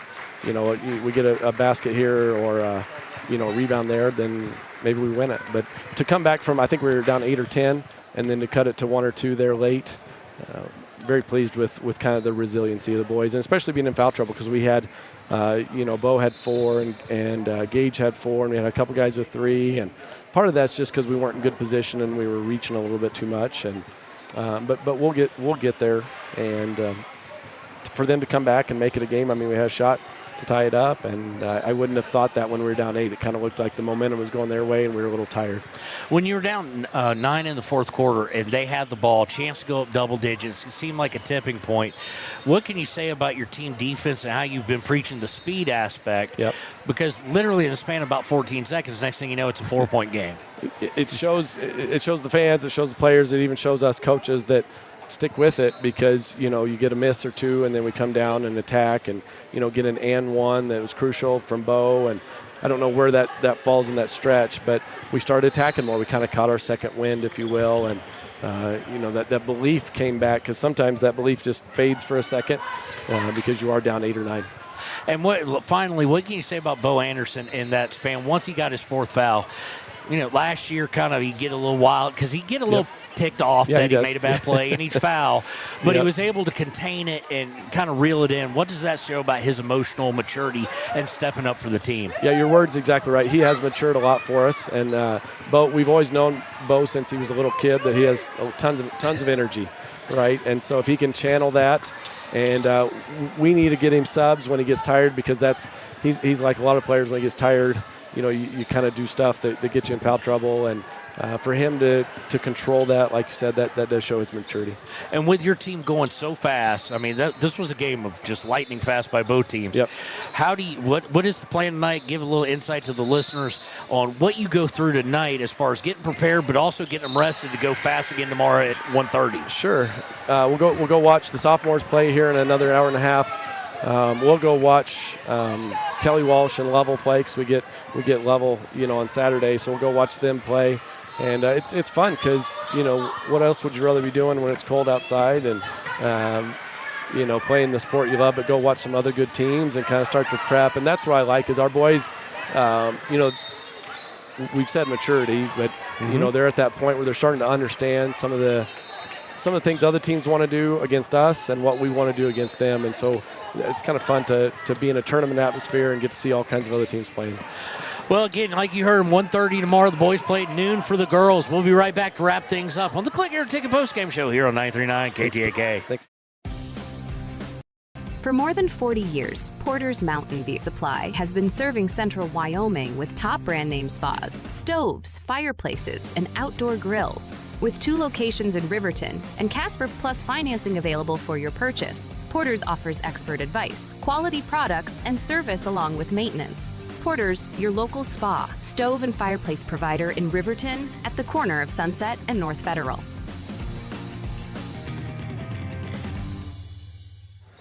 And welcome back to the Click Your Ticket post-game show. Again, Riverton falling 56-53. Girls falling earlier 48-42 against two really good teams. The biggest thing I can point out here is the grit and resolve shown. And one of the reasons you caught me saying to Coach Sheets, I know you're tired of me saying that, is because the team showed it all last year. They just were never able to get over the hump. I don't think that will be this team. It reminds me a lot of the 2 years ago team with Derek DeVries, Parker Paxton, Jason Vincent. The year before that, actually. Brody Dale, I'm forgetting, Eli Lucas, I'm forgetting somebody, and I do apologize. But loaded with seniors, and this team is kind of built that same way, not as tall, a little bit taller than that team overall, but going to play with a lot of speed, and we're going to see how the conditioning was tomorrow because they've got a very tough Sheridan team. And then after you play 2 back-to-back days, you get a game at 9:30 on Saturday, and you get a game at 6:30 on Saturday. So tomorrow at noon here on KTK, probably about 11:45, will be the Hammond and Sweets pregame show as the girls and boys back will face Sheridan. And then on Saturday morning at 8 and 9:30 it'll be Lovell. And then at that afternoon or that early evening at 5 and 6:30, it'll be Worland. If you're coming to the game tomorrow, it will be at the Fremont, Wyoming Center, right across the parking lot here, the big building, so to speak. Then they'll play there Saturday morning as well. And back here at court number 4, or WSR4, that area of the Wyoming Sports Ranch. I want to thank Leanne Sanderson. She's got a busy 2 days coming up, but thank you for, we were the fried cheese of the basketball weekend. We're the appetizer, and we got games galore. Check out our Facebook page. It's got a schedule up there. Thank you to Cody Beers for keeping that up to date, and we'll see you tomorrow here on 939 KTAK.